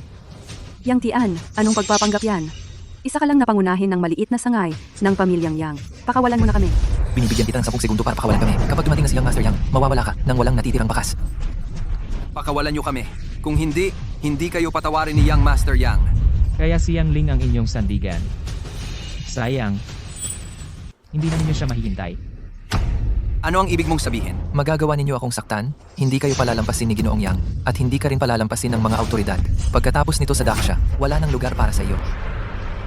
Gusto kong makita kung paano ako gagawa ng paraan ng inyong sinasabing si Ginoong Yang na mawalan ng matitirhan. Ikaw, Yang Tian, hayaan mo na kaya. Wala namang nangyari sa atin, di ba? Tatay, alam mo ba kung bakit ang mga kamag-anak at kaibigan na ito, maging ang sarili mong anak, ay may lakas ng loob na bastusin ka at magmalupit sa iyo? Ito. Dahil masyado tayong mabait. Walang mali sa pagiging mabait at tapat. Ang mali ay ang mga tulad nilang umaabuso sa kapangyarihan at nangaapi sa mahihina. Hindi natin dapat isipin na ang pagiging mabait ang dahilan kung bakit tayo inaapi. Kung gusto mong magbago ang sitwasyon, kailangan mong lumaban. Akutin sila sa pamamagitan ng pananakit. Pasukuin sila. Saka lang sila matatakot na mag-isip ng masama. Ano? Tatay, Naghahanap ba kayo ng away? Pagbibigyan ko kayo. Tao, dito. magagawa mo? Malapit ako kay Ginoong Yang. Nagligtasan kami ng buhay. Huwag kayong mag-aksaya. Huwag kang mag-alala. Sinabi ng asawa ko ngayon. Kaya hindi kita papatayin ngayon. Baliin ang kanyang mga binti. Itapon sa harap ng hotel. At patirapain siya doon. Nang 49 na araw. Yang Tian, nag-uumapaw ka na ba? Hindi ka ba natatakot kay Ginoong Yang Ling na maghiganti sa iyo? Maghiganti sa akin? Karapat dapat ba siya? Yung pinagmamalaki ninyong Ginoo ng pamilyang Yang, sa harap ko, wala siyang magagawa kundi magpakumbaba. Hindi mo ako pwedeng saktan. Oo nga pala, yung ginawa sa asawa mo ngayon, hindi lang ako ang may kagagawan. Kasama rin nila, bawat isa dito, ginawan ng masama ang asawa mo. Ano, papatayin mo ba silang lahat? Tama. Sabi nga nila kanina, hindi naman pwedeng parusahan ng lahat. Hindi mo naman siguro kami papatayin lahat, di ba? Hindi pwedeng parusahan ng lahat. Pasensya na, sa akin, hindi gumagana ang linyahan na yan. Lahat ng nang-api sa asawa at anak ko, at sa mga biyenan ko, unti-unti nating pag-uusapan. Akala mo ba ikaw na ang makapangyarihang emperador? Ikaw na ang magdedesisyon kung sino ang mamamatay? Yang Tian, magkakamag-anak pa rin naman tayo. Kailangan mo bang ituloy ito hanggang sa wala nang magawa? Jiang Guoking, kontrolin mo naman ang manugang mo. Magkakamag-anak tayo. Hahayaan mo lang siyang apihin kami. Tay, huwag kang makinig sa kanila. Nakalimutan mo na ba na silang lahat ay tinalikuran tayo at itinuring tayong kaaway? Ngayon lang nagbago ang sitwasyon. Ginagamit na nila ang relasyon natin para ipilit sa akin. Kami.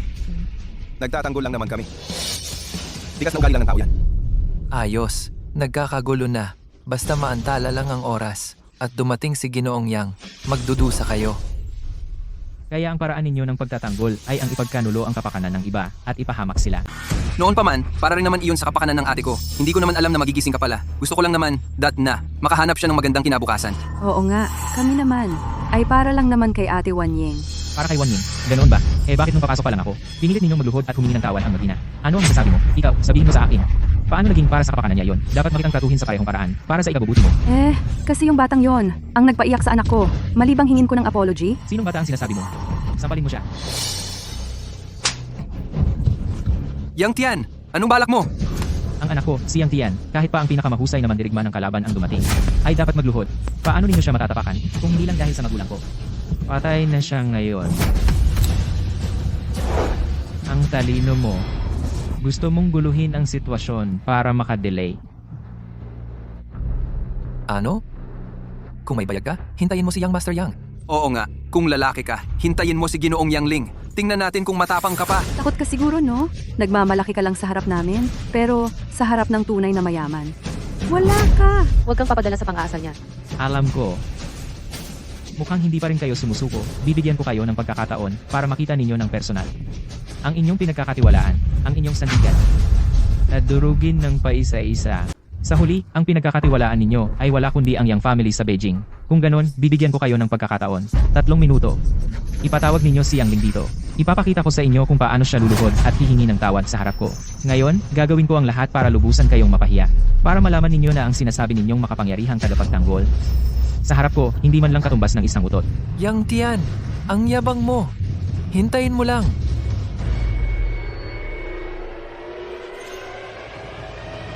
Hoy, Yang Master Yang. Ako ito, si Xiao Li po. Ano ba? Hindi mo ba alam na abala ako? Pasensya na, Yang Master Yang. May isang tao lang kasi dito na hayagang nanlalait sa pamilya Yang. Nagkukunwari pa siyang siya ang puno ng pamilya Yang. Sabi pa niya, dapat daw kayo mismo ang pumunta at lumuhod sa harap niya. Naghahanap ng kamatayan. Hintayin mo. Gusto kong makita kung sino ang may lakas ng loob na gumawa nito. Walang kwenta. Ngayon, maghanda ka na sa kamatayan mo. Paparating na si Yang Master Yang. Pamangkin siya ng puno ng pamilya Yang. Tingnan natin kung sa harap ng anak ng pamilya Yang, ano pa ang halaga mo? Kapag dumating na siya, tingnan natin kung paano ka mamamatay. Ito, talagang na-offend natin ng lubusan si Yangling. Yang Tian, umalis ka na kaya agad. Kami na lang ang maiiwan para humingi ng tawad. Tatay, nanay, huwag kayong mag-alala. Alam ko ang ginagawa ko. Mukhang nasasarapan ka na sa pag-arte, ah? Kapag dumating na si Young Master Yang Ling, tingnan natin kung matapang ka. Sige, Yang Tian. Hinahamon mo si Ginoong Yang. Ngayon, ipapakita ko sa lahat kung paano ka dudurog-durugin ng paunti-unti ni Ginoong Yang at gawing alipin. Maaari kang mamatay ng panatag. Ang asawa mo, ako na ang bahalang mag-alaga at pati ang anak mong babae. Itatali ko siya sa tabi ng kama at masisiyahan akong panoorin ang lahat ng gagawin ko sa asawa mo. Una, gusto kong dahan-dahan na ibagsak ang inyong sandigan at laruin kayo ng paunti-unti pero paulit-ulit mong ginagalaw ang aking mga hangganan. Kaya, mamamatay ka na. Anong problema, Yang Tian? Magagawa mo sa akin? Hindi ka pa tatawarin ni Ginoong Yang. Mukhang hindi mo na makikita si Ginoong Yang, Tao. Baliin ang kanyang mga paa at itapon sa harap ng bahay ng Jiang. Bitawan mo ako. Yang Tian, malapit ang relasyon ko kay Ginoong Yang. Nagligtasan kami ng buhay. Kung gagalawin mo ako, tiyak na gaganti si Ginoong Yang. Dalhin na siya. Ikaw, Yang Tian. Yang Tian. Yang Tian, wala bang magiging problema sa ganito? Wala. Nararapat siyang mamatay. Yang Tian, ginawa mo iyan kay Manager Lee. Hindi ka ba natatakot na pagdating ni Ginoong Yang din? Ay, magdusa ka ng matinding kaparusahan. Noong panahon, ang 10 Diyos ng igmaan ng karabangansa ay gusto magparusa sa akin. Pero patay na silang lahat. Kahit sila, hindi karapat-dapat. Isang presidente lang ng Yang sa rehiyon ng Jiangnan. Ang magparusa sa akin? Karapat-dapat ba siya? Sino ang sinasabi mong hindi karapat-dapat? Ginoong Yang, ito ang gago. Siya ang patuloy na naninira sa iyo.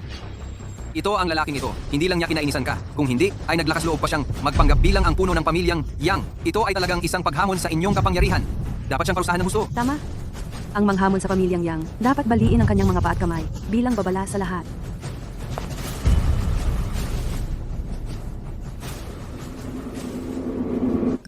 Tumahimik ka. Ako si Yang Ling, ang presidente ng Yang family sa Jiangnan region. Nakikipagkita sa punong Yang. Nakikipagkita sa matandang Yang Yu. Panginoong Yang. Bilang niya. Nagkakamali po ba kayo? Itong hayop na ito ay gising lang kamakailan. Isang taong nasa koma. Oo nga. Paano posible na siya ay maging pinuno? Tumahimik ka. Naglakas loob kang pag-usapan ng hayagan. Ang pinuno ng pamilyang Yang. Gusto niyo ba pahirapan? Hindi alam ni Yang Ling na dumating ang pinuno. Hindi ko kayo sinalubong ng maayos. Sana'y patawarin ako ng pinuno. Tumayo ka na. Ngayon, ano pa ang inyong sandigan? Itong walang kwenta. Paano posible? Dapat na maging pinuno. Walang kwenta. Ikaw ang walang kwenta. Panginoong Yang, alam kong nagkamali ako. Sila ang naglinlang sa akin. Patawarin niyo ako. Kanina, hindi ba sinabi mo, dat na durugin ako sa pira-piraso? Dat na patay na ko? Bakit? Takot na? Paulit-ulit kang lumampas sa aking hangganan. Paulit-ulit na hinahawakan ang aking galit. Tulad mo na puno ng kasamaan, paano kita patatawarin? Panginoong Yang, sila ang naglinlang sa akin. Kung alam ko lang na kayo ito, kahit 100 tapang ang ibigay sa akin, hindi ko rin magagawa. Panginoong Yang, Yang Ling, bilang miyembro ng pamilyang Yang, empleyado sa ilalim, nagmamalaki at mapangapi, umaasa sa kapangyarihan para mangapi, sinasamantala ang posisyon, nagnanakaw at tumatanggap ng suhol, pinupunan ng sariling bulsa. Ang lahat ng ito ay pinagsama-sama. Ano ang nararapat na parusa? Palayasin mula sa Tianlin Group, sa buong Daxia, putulin ang kanyang kabuhayan. Panginoong Yang, Panginoong Yang, alam ko nagkamali ako. Binatang Yang, alam ko nagkamali ako, Binatang Yang. Umalis ka, mga tao. Dalhin ninyo siya. Baliin ang kanyang mga binti, palayasin mula sa Daxia. Binatang Yang, patawarin ninyo ako. Binatang Yang. Kayo naman? Ano pa ang inyong kakayahan? Ipakita ninyo ng lubusan. Hoy, bayaw, alam ko na talaga ang pagkakamali ko. Dahil sa kapatid kong babae, patawarin mo na kami. Pwede ba? Oo nga, bayaw. Pamilya naman tayong lahat dito. Ano ba ang problema? Ayusin na lang natin yung problema. Tapos na ang usapan. Ngayon mo lang naalala na bayaw mo ako? Noong inaapi si Wanying, naisip mo ba na kapatid mo siya? Noong naghihirap silang mag-ina, naisip mo ba na kapatid mo siya? Kanina lang, pinapaluhod niyo silang mag-ina para humingi ng tawad sa inyo. Naalala mo ba na magkakamag-anak kayo? Mga katulad ninyong mga taksil at walang dangal, at walang puso. Paano ko kayo mapapatawad? Tatay, Wanying, pakiusapan mo naman si Yang Tian. Huwag naman masyadong mabagsik. Dahil kayong dalawa ay magkapatid sa dugo. nanay. Kayo ang dahilan kung bakit siya naging ganyan. Dahil palagi niyo siyang pinagbibigyan. Tama. Hayaan mo si Yang Tian ang bahala. Mabuti na rin. Talagang alam na namin ang mali namin. Ate, tulungan mo naman ako. Pakiusap. Ate. Pakiusap. Nagsorry na nga ako. Ano pa ba ang gusto nyo? Akala niyo ba ang pamilya Yang ay napakagaling? Sasabihin ko sa inyo, may pinagmumulan din ako ng lakas. Wala sa inyo ang kakaya sa kanya. Nabaliw ka pa. Lumuhod ka at humingi ng tawad. Bakit ako? Asawa ako na napunta sa pamilya Jiang.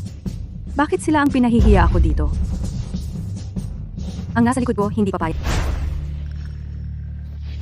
Ang mga tao sa likod mo. Ang sinasabi mo ay, ang panganay ng Wang family, si Wang Shixian. Paano mo nalaman? Si Wang Shixian, ang panganay ng second family na Wang, sa ilalim ng Zhenlong Dian. Ang family Wang ang namamahala sa Timog Kanluran at dominanteng nasa industriya ng mineral at enerhiya. Ang kapangyarihan at katayuan nila ay talagang hindi huli sa Yang family. Alam niyo na pala ang pagkakakilanlan ni Yang Master Wang. Kung gagalitin niyo siya, walang sino man sa inyo ang makakatakas ng buhay. Sa tingin mo ba, si Wang Shixian ay maglalaban para sa isang one-night stand na tulad mo laban sa akin? One night stand? Ipaliwanag mo sa akin. Ano ang nangyari? Wala akong ginawa. Walang hiya kang babae. Nangahas ka pang magloko sa akin. Ang babaeng katulad mo na hindi marunong tumupad sa tungkulin, ay nangahas pang magpanggap bilang manugang ng Jiang family. Kung ganito na at hayagan na, sasabihin ko na ng diretso sa inyo. Tama, ako ang kabit ni Wang Shixian. Kahit na kayo ay mula sa Yang family, ano naman, ang Wang family ay isa pa rin sa 36 na pamilya sa ilalim ng Zhenlong Dian. Kung may utak kayo, pakawalan nyo na ako ngayon din. Kung hindi, pagdating ng Wang family, walang sino man sa inyo ang makakatakas ng buhay. Isang maliit na Wang family lang ay hindi karapat-dapat sa pansin ng family head. Kung gayon, ipakita ko sa iyo kung paano ang iyong pinagkakatiwalaang sandigan sa harap ko ay madaling masisira. Isang minuto. Wawasakin ang Wang family ng Timog Kanluran. Ang Wang family ay may trilyon pisong yaman. Paano posible yon? Hoy, Wang Xiao. Putang ina mo! Chinyiran, pinutol mo ang kinabukasan ng aming pamilyang Wang. Kahit maging multo ako, hindi kita patatawarin. Wang Xiao, paano ito nangyari? Paano? Ate, paumanhin. Nagkamali ako. Pakiusap. Sabihin mo kay bayaw na patawarin ako. Ate, nagkamali rin ako. Nagkamali rin ako. Walang hiya ka. Umalis ka sa harap ko. Noong pinahiya mo kami ng anak kong babae at pinagmukha kami tanga, nag-isip ka ba na patawarin kami? Yang yun. Papadala silang dalawa sa malayong hangganan para maglingkod doon ng 3 taon. Bahala na sila sa buhay nila. Mamamatay ako roon. Yang Tian, hindi ba't masyadong mabigat ang parusa? Ginagawa ko ito para lamang turuan sila ng leksyon. Dali na sila. Wag. Ayaw kong pumunta sa hangganan. Yang Ling, Ano po ang utos ng punong pamilya? sabihin mo ang ikalimang alituntunin ng pamilyang Yang. Ako. Yang yun. Ikaw ang magsabi. Ang mga miyembro ng pamilyang Yang ay hindi maaaring saan mang dahilan mang-apigamit ang kanilang kapangyarihan o maging tagapagtanggol ng sinuman. Ang sinumang lalabag ay papatayin ng pamalo. Yang Ling, Anuhin mo ba ang iyong kasalanan? Panginoon, kahabaganawa. Nalinlang ako. Wala akong kaalam-alam. Bilang miyembro ng pamilyang Yang, ginamit mo ang iyong kapangyarihan para sa kansariling interes at ikinapahamak ng pamilya. Higit pa rito, inabuso mo ang iyong kapangyarihan at pinilit ang isang babaeng empleyado na makipagtalik sa iyo na nagdulot ng kanyang pagpapakamatay. Ang hayop na tulad mo, kahit mapapatay ng pamalo, ay isa ng malaking awat. Tumulong. Ang taong ito na nang-aapi sa mga mamamayan, ilabas siya, hatulan ng parusang pagkaladkad ng kabayo. Umalis kayong lahat. Yang Tian, tinatawag kitang Panginoon. Talagang nagpapanggap ka na. Huwag kang mapakapal. Huwag mong lapasanganin ang Panginoon. Yang Yun. Mukhang hindi mo sinasabi sa amin kung sino ang tunay na namumuno sa pamilya ngayon. Ano ang ibig mong sabihin? Panginoon, Ang matandang elder na si Yang Yu ay pansamantalang humawak sa posisyon ng Panginoon ng pamilya Yang sa loob ng 10 taon na ikaw ay nasa koma. Sa pamumuno ni Panginoon Yang Yu, ang pamilya Yang sa loob ng 10 taon ay umunlad at sumagana. Ang Tianlin Group lamang sa ilalim nito ay umabot na sa trilyon at ang iba pang mga ari-arian ay hindi na mabilang. Ang pamilya Yang ay naging ang pinakamakapangyarihan sa lahat ng mga mayayamang pamilya. Maraming mayayamang pamilya ang yumukod sa amin. Hindi lang iyon, Panginoon Yang ay nakipag-ugnayan pa sa dakilang Panginoon ng Zhenlong Temple. Ang pamilya Yang ngayon ay may suporta ng Zhenlong Temple. Ito ang pamilya Yang na hindi pa kailanman naging ganito kalakas. Ang matandang elder na si Yang Yu ang tunay na Panginoon ng pamilya Yang. At ikaw, na walang kakayahan at karaniwan, na nasa koma sa loob ng 10 taon, ay matagal nang tinanggal sa posisyon ng Panginoon at pinalaya sa pamilya Yang. sinasabi mong si Yang Yu ay kilala ang dakilang Panginoon ng Zhenlong Temple. Paano ko hindi ito nalalaman? Ang lihim na sulat na ito ay dahil lamang ako ang pamangking lalaki ni Panginoon Yang Yu. Kaya ko nalaman. Ikaw, isang basura na pinalaya sa pamilya Yang. Anong karapatan mo para malaman? Siya ay isang hamak na tao lamang na sumasamang loob sa mga makapangyarihan. Kung hindi dahil sa Zhenlong Temple, si Yang Yu mismo ay hindi magagawa na palakasin at palakihin ang pamilya Yang. Tumahimik ka, Yang Yun. Bilang isang elder, nagsasalita ka ng mga salitang napakalapastangan. Sasabihin ko ito ng buong katotohanan sa Panginoon at paparusahan ka ayon sa alituntunin ng pamilya.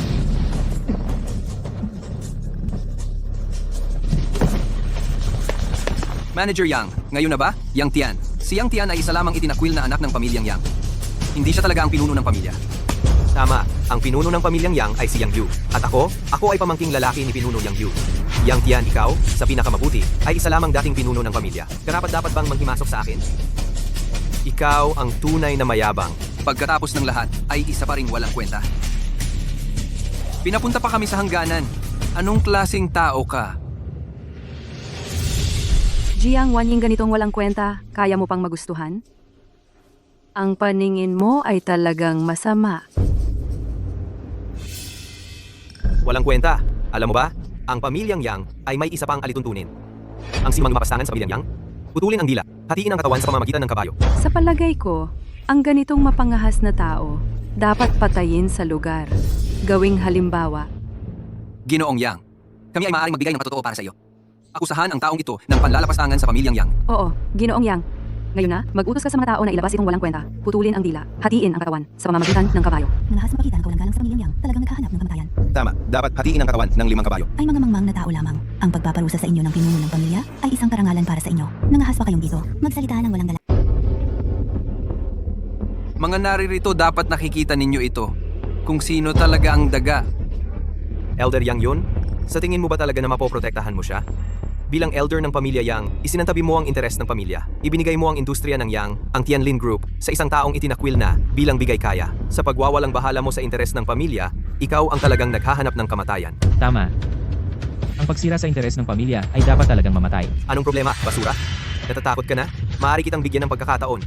Basta putulin mo ang iyong mga paa at kamay. At parang aso na dumapa sa harap ko.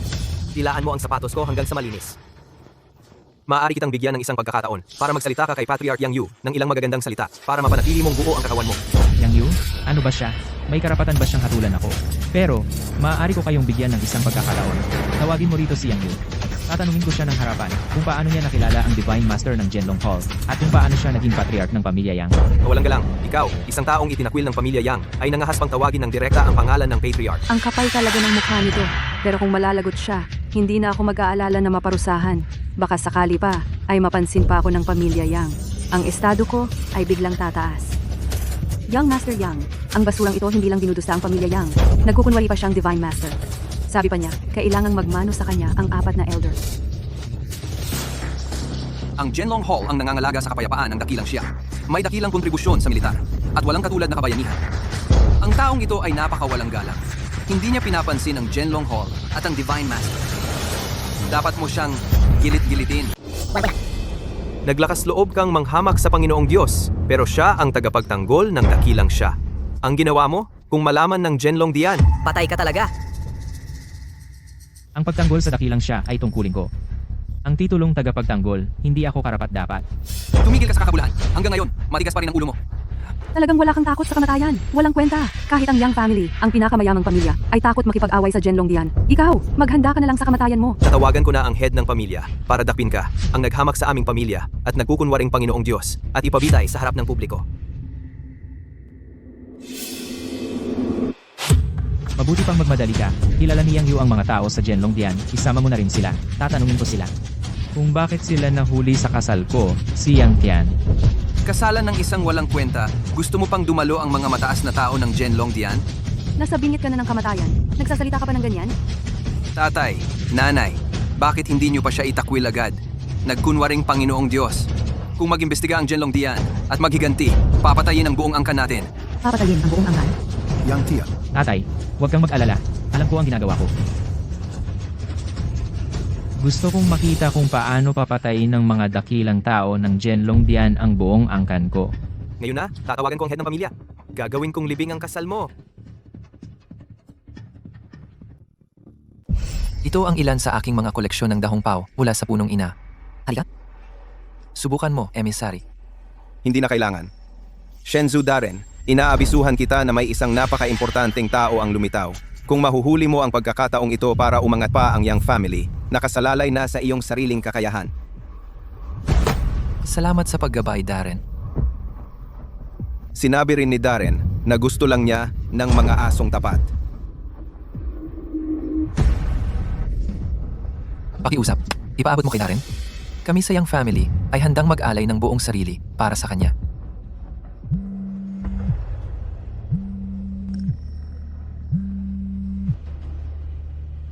Anong nangyari? Yang Tian. Bumalik na siya. Siya. Pupunta na ako kaagad. Emissary. May ilang bagay pa akong pampamilya na kailangang asikasuhin. Hindi na kita maaasikaso. Naway maunawaan mo. Walang problema. Basta tandaan mo lang ang iyong sinabi. Maasahan ninyo, Darren. Ako po ay aalis na muna.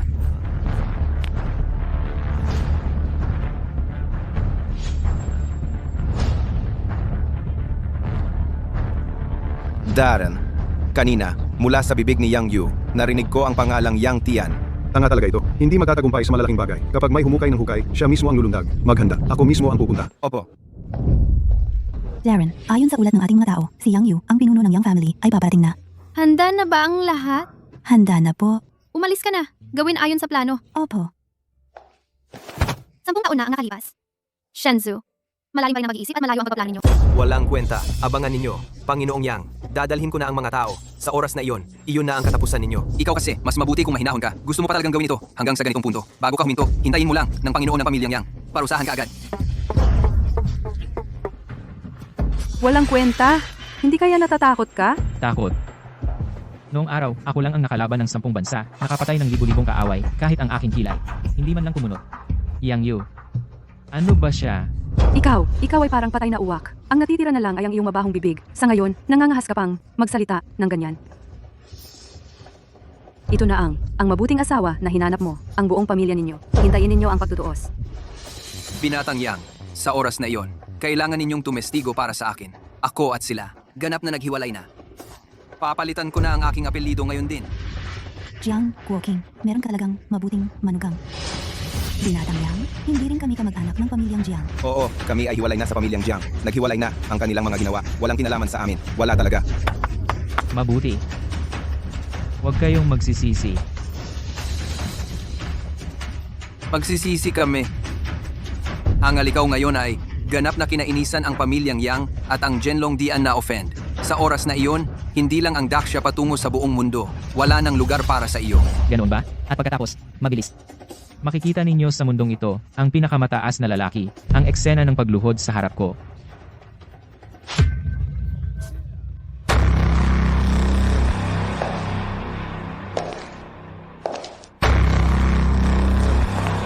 Yang Ling ng pamilyang Yang, nagpapakumbaba sa Panginoon. Tumayo ka. 30 taon sa silangan ng ilog, 30 taon sa kanluran ng ilog, Yang Tian, ikaw ngayon ay wala lang kundi ang itinapon ng aming pamilyang Yang, isang aso. Paano ka nangahas na narito? Kumahol ng malakas. Yang yun. Bilang isang matanda sa angkan ng Yang, hindi ka man lang nagpaalam sa akin bilang pinuno ng pamilya at ipinagkaloob mo ang yaman ng Yang sa isang dayuhan na si Yang Tian. Anong parusa ang nararapat sa iyo? Ang tunay na pinuno ng Yang ay si Yang Tian lamang. Ikaw ay isa lamang pansamantalang namahala sa loob ng ilang taon. Saan ka kukuha ng karapatan para akusahan ako? Sa ilalim ng aking pamumuno, lumago at sumikat ang Yang. 5 ang lakas nito ngayon. At ngayon, nakipag-ugnayan na ako sa Zhenlong Dian. Sinasabi mong hindi ako karapat-dapat, ang walang kwentang ito ang may karapatan? Talaga? Ang pagiging pinuno ng Yang, kahit na para sa akin ay walang kabuluhan, ngunit hanggat hindi ako pumapayag, talagang wala kang karapatan na umupo sa pwestong iyan. Walang kwenta. Nangangahas ka pang magsalita ng ganyan. Panginoong Yang, ang walang kwentang ito. Paulit-ulit na nagwika ng hindi magalang sa inyo. At ipinagmamalaki pa niya na papaluhurin ang 4 na haring dragon ng Zhenlong Dian. Nararapat siyang patayin. Panginoon, pakiusap, lipulin ninyo siya. Tama, Panginoong Yang. Nagkukunwari pa itong isang Diyos. Talagang wala ng respeto sa batas. Kayo ay sino? Panginoong Yang, ako si Jiang Hu. Ngunit huwag kayong mag-alala. Wala na akong anumang koneksyon sa kanila. Sila ang mga kaaway ko. Maaari kong isumbong ang lahat ng kanilang mga kasalanan. Tama? Mga kaaway talaga? Mabuti. Humahanga ako sa inyo. Kapag napuksa ko na ang taong ito, talagang gagantimpalaan ko kayo. Yang Tian, dali! Humiga ka rito! Magmano ka at humingi ng tawad! Baka buo pa ang maiwan kong katawan mo. Haha! Ying Ying. Ang ating kasal, baka medyo maantala. Ikaw ang masusunod. Pero pagdating ng Yang family, wala bang problema talaga? Huwag kang mag-alala. Alam ko ang gagawin ko. Yang Tian, isinasaalang-alang ko na kadugo ka ng Yang family. Bibigyan kita ng isang pagkakataon kung ngayon ka, luluhod at kikilala sa akin bilang Panginoon. Pwede kitang payagang bumalik sa Yang family at bibigyan kita ng katayuan bilang elder. Paano kung ayaw ko? Kung ganoon, ikaw ay nagpapanggap na leader ng Yang family. Sumisira sa interes ng Yang family. Ang kasalanan mo ay dapat mamatay. At saka, hindi lang iyan. Ang babaeng ito sa tabi mo, babaeng probinsyana, ay dapat mamatay din. Yang Yu. Dahil isinasaalang-alang ko na kadugo ka ng Yang family, pwede kitang patawarin, pero kung may masabi ka pang isa tungkol sa kanya, hindi kita papayagang makaalis sa bulwagang ito. Hahaha! Ngayon, ang buong Yang family ay nasa ilalim ng aking kontrol. Walang kwenta ka. Gusto mo pang makipagkumpetensya sa akin. Ano ang ipinagmamalaki mo? Ang ilang sugatang sundalong ito? O kaya naman, ang babaeng ito? Yang Tian, isa ka talagang mayabang. Itinapon ka sa labas ng Yang family. Ikaw ay isang taong walang halaga. Ano ang ipinagmamalaki mo para labanan kami? Oy, masasabi mong walang kwenta siya ay sobrang papuri na iyon para sa kanya. Isang dating leader ng Yang family ay mag-aasawa ng isang taong mula sa pinakamababang antas ng lipunan at babaeng probinsyana bilang asawa. Ito ay talagang nagdudumi sa lahi ng aming Yang family. Siya ay wala kundi basura sa pinakamababa at ang babaeng probinsyanang ito ay bagay na bagay sa isa't isa. Sakto talaga.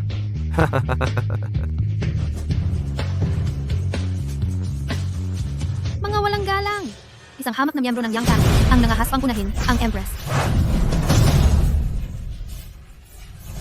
Handa ba kayong patayin ko rito mismo? Sino ka ba? Ang tapang mong bastusin ang aming patriarch. Mukhang sobra ang tapang mo ah. Dilat ang mga mata mo at tingnan kung sino ako. Hinampas mo ako? Wala akong pakialam kung sino ka. Narito ang aming patriarch at hinampas mo ako sa harapan niya? Ibig sabihin, wala kang respeto sa Yang clan. Gusto mong mamatay. Sa gisag ng Vermilion Bird, baka ikaw ay isa sa 4 na makalangit na hari ng Dragon Subduing Hall, ang Vermilion Bird. Diyos ang Vermilion Bird! Ikaw ba yung babaeng mandirigma na ilang taon lang ang nakalipas ay namuno sa ilang daang Vermilion Guard at diretsyong sinalakay ang kuta ng kaaway? Hindi sinasadya ng mababang lingkod. Nabastusin kayo. Ipagpaunanhin niyo po. Isang patriarch lang ng Yang clan? Ang tapang mong lapasanganin ng Empress? Anong parusa ang nararapat sa iyo? Diyos ang Vermilion Bird, patawarin ang aking kamangmangan. Ang Empress ay ang asawa ng Panginoon ng Dragon Subduing Hall.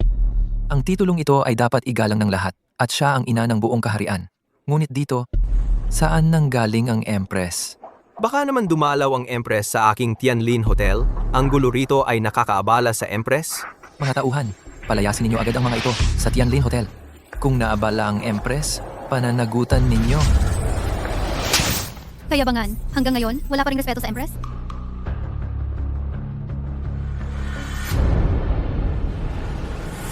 Ako si Zukwe, ang tagapagtanggol ng timog ng Dragon Subduing Hall ay bumubati sa Empress. Si Jiang Wanying pala ang reyna ng langit. Siya ang reyna ng langit! Imposible ito. Isa lang siyang babaeng napangasawa ng isang taong gulay. Paano siya naging reyna ng langit? Mahal na Juke, nagkakamali po ba kayo? Ang Panginoong Diyos ay ang nag-iisang lumipol sa 10 bansa, ang kataas-taasang nilalang. Paano magiging karapat-dapat ang ganitong babaeng taga-probinsya mula sa ilalim ng lipunan sa kanya? Oo, mahal na Juke. Malaki na ang anak niya. Imposible namang magkagusto ang Panginoong Diyos sa kanya. Naglakas loob kayong lapasanganin ng reyna ng langit. Sampalin ninyo sila.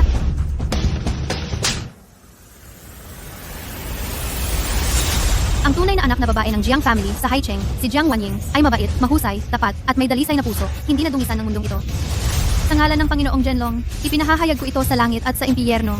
Siya ay itinatalaga bilang reyna ng langit. Kung muling manghas na manira sa reyna ng langit, ingatan ninyo ang inyong mga ulo. Patawarin po kami, Reyna ng Langit. Anak, ano ang nangyari? Paano ka naging reyna ng langit? Hindi ko rin alam. Ano ang nangyari? Dahil 10 taon kitang sinamahan at hindi iniwan, ipinapangako kong ibibigay sa iyo ang korona at walang katulad na karangalan. Ayaw ko ng mga ito. Gusto ko lang tayong mag-anak na magkasamang masaya. Susundin ko ang lahat ng gusto mo. Buisit, paano siya naging reyna ng langit? Hindi ko rin alam. Sana hindi na lang ako nakipag-away sa kanya. Paano naman napusuan ng poong Diyos ang isang tulad niya? Isang magsasakang babae lang siya. Baka naman ganito talaga ang gusto ng poong Diyos. Haha, ate ko! Tingnan mo. Ngayon, ikaw na ang Empress ng Dragon Temple. Tama ba? Ibig sabihin, tayo rin ay aakyat na tayo sa lipunan. Ano man ang gusto natin, makukuha natin. Ate ko, hindi mo naman siguro kakalimutan kaming magkapatid? Hindi ba kayo? Matagal na ninyo akong itinakwil. Kayo mismo ang nagsabi noon. Haha, hindi. Pagkakamali lang yun. Pagkakamali lang talaga. Kapatid kita sa dugo. Bigyan mo naman ako ng pwesto sa Dragon Temple. Kahit ano. Haha. Ako pa rin si Jiang Wanying. Hindi ako ang Empress. Isang lalaki lang ang asawa ko. Si Yang Tian lang. Ate, iyon ang posisyon ng Empress. Pangalawa lang sa pinakamakapangyarihan. Pababayaan mo lang yon? Bakit? Nakakainis. Bakit hindi ako ang naging Empress? Bakit itong walang kwentang to? Kahit na ako ang Empress, hindi ko hahayaang sirain ninyong mga sakim na ito ang pangalan ng Dragon Temple. Lord Izuki, pakiusap, ipaabot ninyo sa poong Diyos. Nais ko lang na mamuhay ng payapa kasama si Yang Tian. Tungkol naman sa mga ito, hindi ko kayang tanggapin, ako si Jiang Wanying. Pakiusap, bawiin ng poong Diyos ang kanyang mga handog. Ito ang reyna, itinalaga ng Panginoon. Hindi basta-basta mo lang masasabing ayaw mo.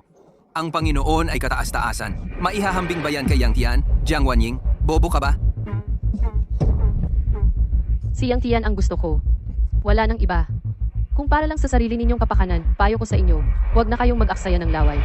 At saka, sinabi ninyo na rin kanina, hindi tayo magkakapamilya. Wanying, ako kasi, Yang Tian, ang kapal ng mukha mo. Nangahas kang makipag-agawan sa Panginoon. Nakita ninyong lahat, hindi ba? Ahem, itong walang kwenta. Nangahas siyang gawin ang ganitong malapit na kilos. Tama ang sinabi ng Panginoon ng Yang. Ikaw, walang kwenta. Nangahas kang magtaksil sa Panginoon. Patay ka. Mamaya, pagdurusahin kita parang ginagatong ng libo-libong langgam ang puso mo. Mahal na Juke, ang taksil na si Yang Tian, sa kanyang matamis na dila, ay nilinlang ang reyna at dinungisan pa ang dangal ng Panginoon. Nakikiusap kami. Mahal na Juke, napigilan ninyo siya. Kayo ang dapat mamatay. ngayong pagkakataon, baka ma-disappoint kayo. Wanying, asawa lang ako ni Yang Tian. Ang sinasabi ninyong, dakilang mandirigma ang Panginoon ng Dragon Temple na walang katumbas sa mundo, ako yon. Ako si Yang Tian. Hahaha, ako si Yang Tian. Talagang walang takot ang mga ignorante. Sa harap namin, okay lang na magsalita ka ng basta-basta, pero naglakas loob ka pang magpanggap bilang Diyos sa harap ni Diyos Juke. Talagang hindi mo alam ang panganib. Basura, malapit ka nang mamatay. Pinagtatanggol mo pa rin ang kahabag-habag mong dangal. Kung ikaw ang Diyos, ako naman ang emperador ng langit. Walang hiya ang basurang ito. Paulit-ulit na ng insulto sa Diyos. Prinsesa Juke, iminumungkahi ko na patayin siya rito mismo upang ipagtanggol ang pangalan ng Diyos. Tama, Prinsesa Juke. Paulit-ulit na iniinsulto ng taong ito ang Zhenlong Dian. Iniinsulto ang Diyos. At ngayon ay naglakas loob pang pakialaman ang reyna. Kapag pinagsama-sama ang lahat ng kanyang kasalanan, sapat na para siya ay mapahamak magpakailanman. Kayo. Gusto niyo akong patayin, pero wala kayong karapatan. Yang Yu, hindi ba't sinabi mo na kilala mo ang Diyos ng Genlong Dian? Tawagin mo siya rito. Gusto kong makita kung sino ang maglakas loob na magpanggap bilang Diyos sa harap ko. Ikaw, isa kang bagay na nagpapanggap lang. Kung talagang bumaba ang Diyos, baka maihi ka sa takot. Bakit hindi mo siya matawag? Ang aming pamilyang Yang ay nakasandal sa Genlong Dian, kaya't ang tagumpay namin ngayon ay tiyak na dahil sa suporta ng Diyos. Mabuti naman at alam mo ang sarili mo. Bilang pinuno ng pamilyang Yang, natural na pinagkakatiwalaan ako ng Diyos. Maya-maya, papuntahin ko rito ang Diyos para mamatay kang may malinaw na isip. Tito, kung talagang mapapatawag mo ang Diyos, ibig sabihin, Tito, malapit ang relasyon mo sa Diyos. Kung gayon, ang kapangyarihan ng pamilya, Yang ay lalong tataas. Malapit na yan. Hahaha, syempre naman. 10 taon na akong namumuno sa pamilya Yang. Hindi ako katulad ng ilang mga walang kwenta na yan. Talagang mahusay ang punong Yang, hindi tulad ng ilang mga walang kwenta. Kung ang pamilya Yang ay nasa kanyang mga kamay, malamang nalugmok na tayo. Paano mauunawaan ng isang langaw ang kalawakan ng San Sinuko? Yang yon? Bilang isang matanda sa pamilya Yang, paulit-ulit kang walang respeto sa punong pamilya. Kapag napatawag na ng punong pamilya ang Diyos, at naayos na ang isang taong di alam ang kanyang kalalagyan, hihintayin ka ng parusa ayon sa alituntunin ng pamilya. Walang malay, walang takot. Mabuti nga, tawagin mo ang Diyos. Tingnan natin kung may lakas ng loob siyang magmalaki sa harap ko. May daan patungong langit, di mo tinahak. Walang pintuan sa impyerno. Ikaw mismo ang pumasok. Prinsesa Huke. Napakayabang at walang galang ng taong ito. Hindi mo lang siya pinapansin. Pati ikaw, kasabwat ng emperatris sa pagharang sa amin para patayin siya. Kapag dumating na ang Diyos, ipapataw ko sa inyong dalawa ang nararapat na parusa.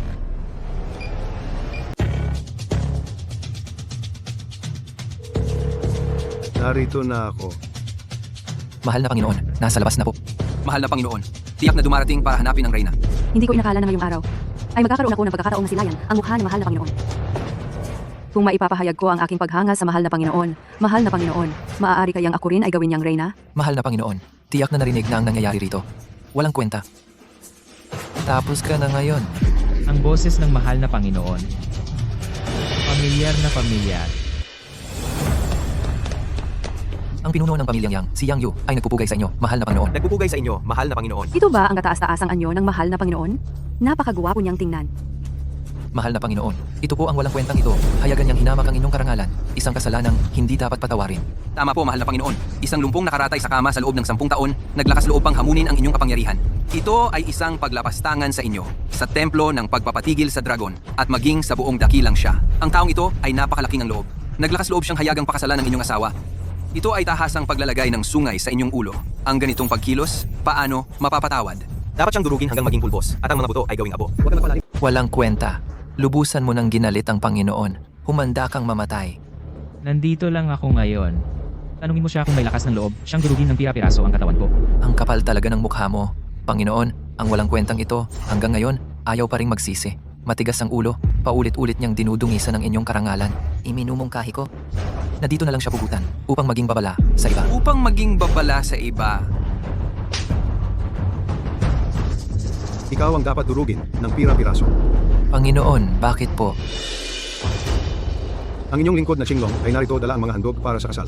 Nagpupugay sa Panginoon. Binabati ko ang Panginoon sa inyong pag-iisang dibdib. Panginoon. Siyang Tian Malay, ang Panginoon ng Genlong Temple. Ang kataas-taas ang Panginoon. Imposible. 10 taon siyang paralitiko at nakaratay sa kama. Paano siya naging Panginoon? Tama? Kayo po ba hindi ang Panginoon? Siya ay isang walang kwentang itinaboy ng aming angkang Yang. Paano siya naging Panginoon? Tumahimik kayo. Ang pagkatao ng Panginoon ay hindi ninyo maaring hulaan ng basta-basta. Lumuhod kayo. Yang Tian, ikaw nga talaga ang Panginoon ng Genlong Temple. Noon pa sana, nung kukuha tayo ng lisensya, ay sasabihin ko na sa'yo. Pero hindi ko inasahan na tatamaan ng kalaban mula sa ibang bansa at nakatulog ng 10 taon. Napakagulat naman nito. Nagpupugay sa Panginoon. Nanay, tatay, sa harap ninyo, ako ay siyang Tian lang. Hindi ang Panginoon. Mabuti naman, manugang. Ano, sumama si Qinglong sa kasal ni Yang Tian. Mga tao, ihanda ang Feng Wuliuli Jinyu. Ipunin ng palihim ang mga White Tiger Guard. Pumunta sa Tianlin Hotel para dumalo sa kasal ng Diyos. Ang Diyos na walang malay sa loob ng 10 taon, karapat-dapat ka pa bang tawaging Diyos? Balak ko sanang bigyan ng Diyos na walang malay sa loob ng 10 taon ng isang malaking sorpresa. Pero sino ang mag-aakala na ako pa ang nadali ng gago? Ngayon, kailangang pumunta at kailangang pumunta talaga. Mga tao, ihanda para sa akin ang Jingxia Fengjiao Wen Hongduan at ang Jiwen Baiduan. Tayo'y dumalo sa kasal ng Diyos. Tumayo kayong lahat. Kanina pa, ang yayabang ninyong lahat. Bakit ngayon wala ng imik? Napaos na ba? Bayaw. Tuwing ganitong pagkakataon, saka mo lang naaalala na bayaw mo ako. Binigyan kita ng pagkakataon, pero hindi mo naman sineryoso. Bayaw. Pasensya na. Hindi ko alam na kayo pala ang Diyos. Huwag ninyo akong pansinin. Bigyan ninyo ako ng isa pang pagkakataon. Pwede ba? Binigyan kita ng pagkakataon. Hindi mo lang ito pinahalagahan. Sa halip ay paulit-ulit kang sumusubok sa aking pasensya. Kahit pa ang 8 pinakamalakas ng kalabang bansa ang dumating, ang aking Huang Tian Sword ay hahatol pa rin sa kanila. Akala mo ba na sa pakikipagsabuatan ninyong mga ito ay magagawa ninyo akong talunin?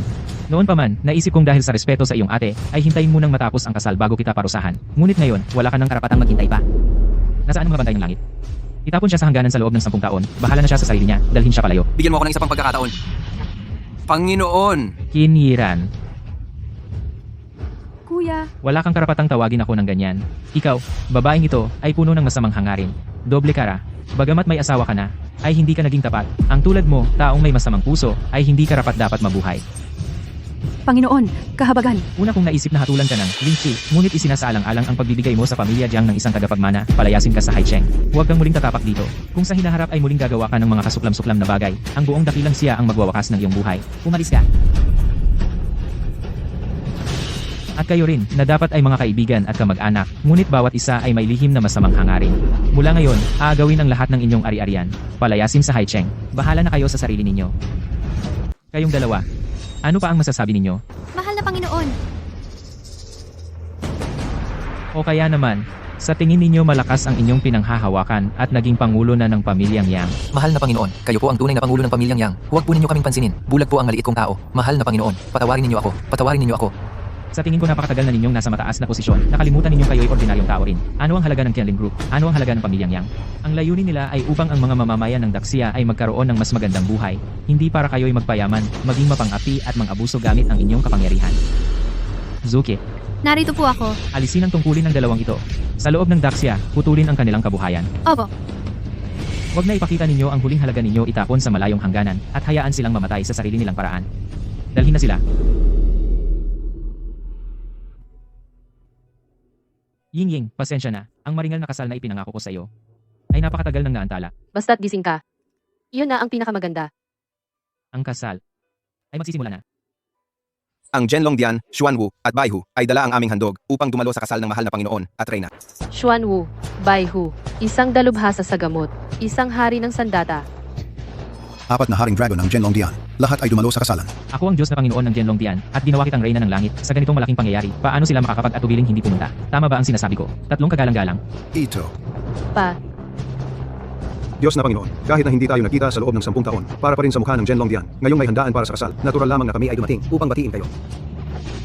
Mula nang utusan ko si Zuki na anyayahan ang mga bayani, wala man lang akong narinig na balita. Akala ko, nakalimutan na ninyo ang inyong Diyos na Panginoon. Sige na, ang mga bisita ay dapat tanggapin. Ako si Yang Tian, kung hindi ko kayo maayos na paglingkuran. Hindi ba masasabing ako ay walang habag at walang dangal? Diyos na Panginoon, may reklamo po ba kayo sa amin? Halata ba? Ang insenso ay nagliyab ng 10 taon. Talagang nakalimutan ko na kung paano magkontrol ng ekspresyon. Hindi tulad ninyo na nagtatago ng inyong liwanag at lubhang malalim ang pagkakatago. Diyos na Panginoon, kung may sasabihin kayo, diretsuhin na lang. Bakit pa kailangan magpaligoy-ligoy? Kung may sasabihin kayo, diretsuhin din ninyo. Bakit bigla na lang kayong naghugutan ng espada? Hindi mo alam, Tito Jiang, ang tatlong ito ay may masamang balak. Sa 6 na taong wala ang Diyos na Panginoon. Nanguna sila sa mga ekspedisyong militar. Sinakop ang mga makapangyarihang pamilya. Si Qinglong ang nangunguna sa lahat. Ngayon, inilipat nila ang mga celestial guard ng Diyos na Panginoon sa mga hangganan. Talagang masama ang kanilang hangarin. lalo na pagkatapos mag-utos ang Diyos na Panginoon, ang 3 general pati na ang mga makapangyarihang pamilya, wala ni isa ang sumunod. At ngayon dito, ayaw pa rin nilang kilalanin ang pagkakakilanlan ng Reyna ng Langit. Paano nangyari ito? Ibig sabihin, hindi sila sumusunod kay Yang Tian? Tama ba? Ulat, Ginoong Qinglong, may ulat mula sa digmaan sa hangganan. Ang 4 na kaaway na bansa ay nagtipon na ng puwersa at handang sumalakay sa Daxia. Ikunin ang mga gwardiya ng lahat ng dibisyon ng templo ng digmaan. Handa ang pigilan ang kaaway. Opo, Diyos na Panginoon, nakikita mo rin. Sa 10 taon na wala ka, ang buong templo ng digmaan, mga malaki at maliliit na bagay, ako lang ang humawak. Pagkatapos makabawi ang mga kaaway na bansa, bumalik na naman sila. Kung hindi dahil sa amin, ang lupaing ito ay matagal nang nawasa. Mabuti. Kung ganoon, ang aking espadang ito, ang Huang Tianjian. Dapat bang ibigay sa'yo? Ano? Akala mo ba kalawangin na? At hindi na magagamit? Ano sa tingin mo sa espadang ito? Mabuti ba o masama? 10 taon nang hindi nagamit. Kitang-kita na ang kalawang sa espadang ito. Kapag pinilit mo lang, masisira na. Walang kwenta na ang espadang ito.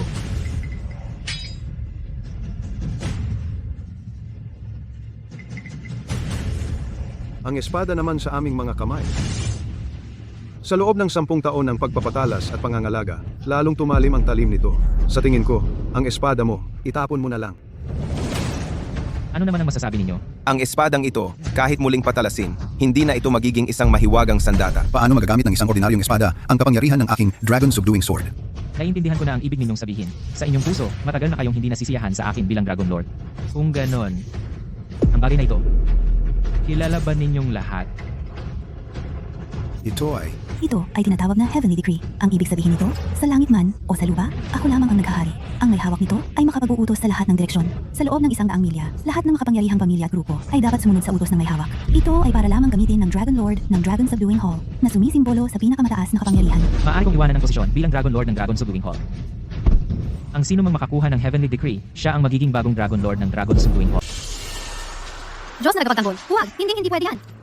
Ikaw ang nag-iisang nagsangka sa 8 malalaking bansa na kaaway. Ang Diyos na tagapagtanggol ng bansa. Sa tagumpay mong iyon pa lang, sapat na para maging Diyos na tagapagtanggol ng Jianlong Temple magpakailanman. Yang Tian, ano bang ginagawa mo? Tumayo na kayong lahat. Tapos na ang desisyon ko. Kahit kayo, maaari ninyong agawin ang Heavenly Order na ito. Lahat ng naririto, sino mang makakuha ng Heavenly Order na ito, siya ang magiging bagong Diyos na tagapagtanggol ng Jianlong Temple. Ano? Natatakot kayong niloloko ko kayo? Nasabi ko na ang lahat. Talagang wala nang pagkakataong magbago ang isip ko. Qinglong, ang Panginoon ng Qinglong Temple. Sa 4 na makapangyarihang general, siya ang pinakamalakas. Dati, nang mag-isa niyang nasangga ang 4 na dalubhasang mandirigma ng kaaway. Noong 10 taon na ang nakalipas, pangalawa na lang siya sa akin. 10 taon, malamang malaki na ang pag-unlad ng kanyang lakas. Sa dapat, siya ang pinakakarapat dapat na makuha ang order na ito.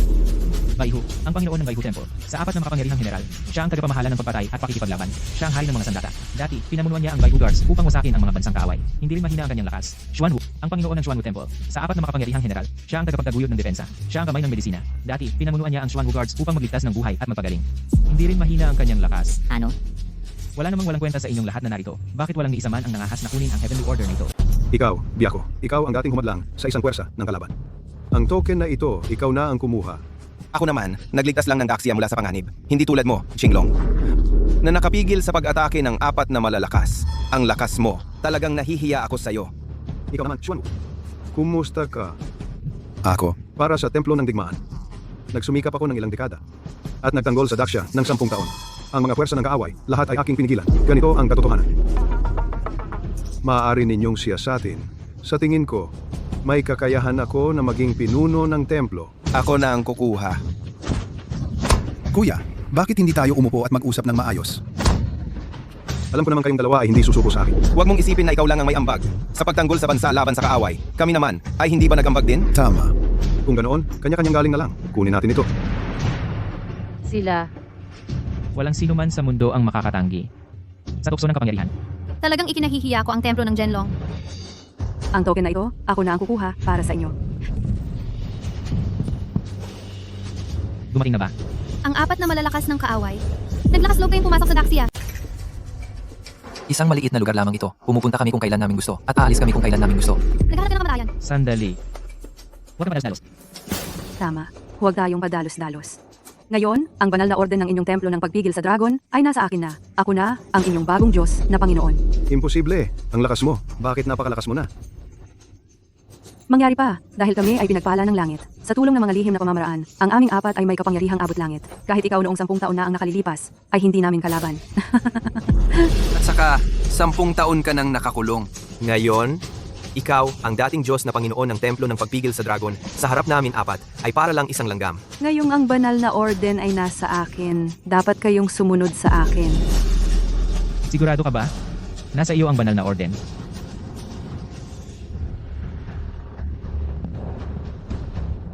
Pagpapalit ng anyo. Hindi ito magagawa kung hindi nasa antas ng makalangit. Ikaw, Imposible ito. Malinaw na siya. Ay nakakulong ng 10 taon. Ang nakikita ng mata ang totoo. 10 taon na ang nakalipas, tinatawag kita. Ngayon, naglakas loob pa kayong manlaban. Kung ganito, ang mga bagong at lumang utang ay sabay nating tutusin. Wag! Takbo! Sino ang nagsabing hindi pwedeng pumatay ang kalawanging espada? Ang espada ng makalangit. Bigla itong naging makintab. Agad na pinatay ang apat. Ang lakas ng Diyos na Panginoon ay naging napakalaki. Kami ay nagkamali ng pagtingin. Ang lakas ng Diyos na Panginoon ay lalong tumindi. Tapos na ang 3 dragon. Amin pong ikinikilala ang aming kasalanan. Pakiusap, parusahan kami. Diyos na Panginoon. Kayong tatlo ay tatanggalin sa tungkulin sa templo ng pagpigil sa dragon, ipapadala sa malayong hangganan, magpakalakas sa loob ng 3 taon. Huwag ipakita ang inyong lakas maliban na lang sa oras ng panganib. Ang sino mang lalabag ay papatayin. Zuke, ikaw ang magbabantay. Opo. Salamat sa Diyos na Panginoon sa pagpatawad sa aming buhay.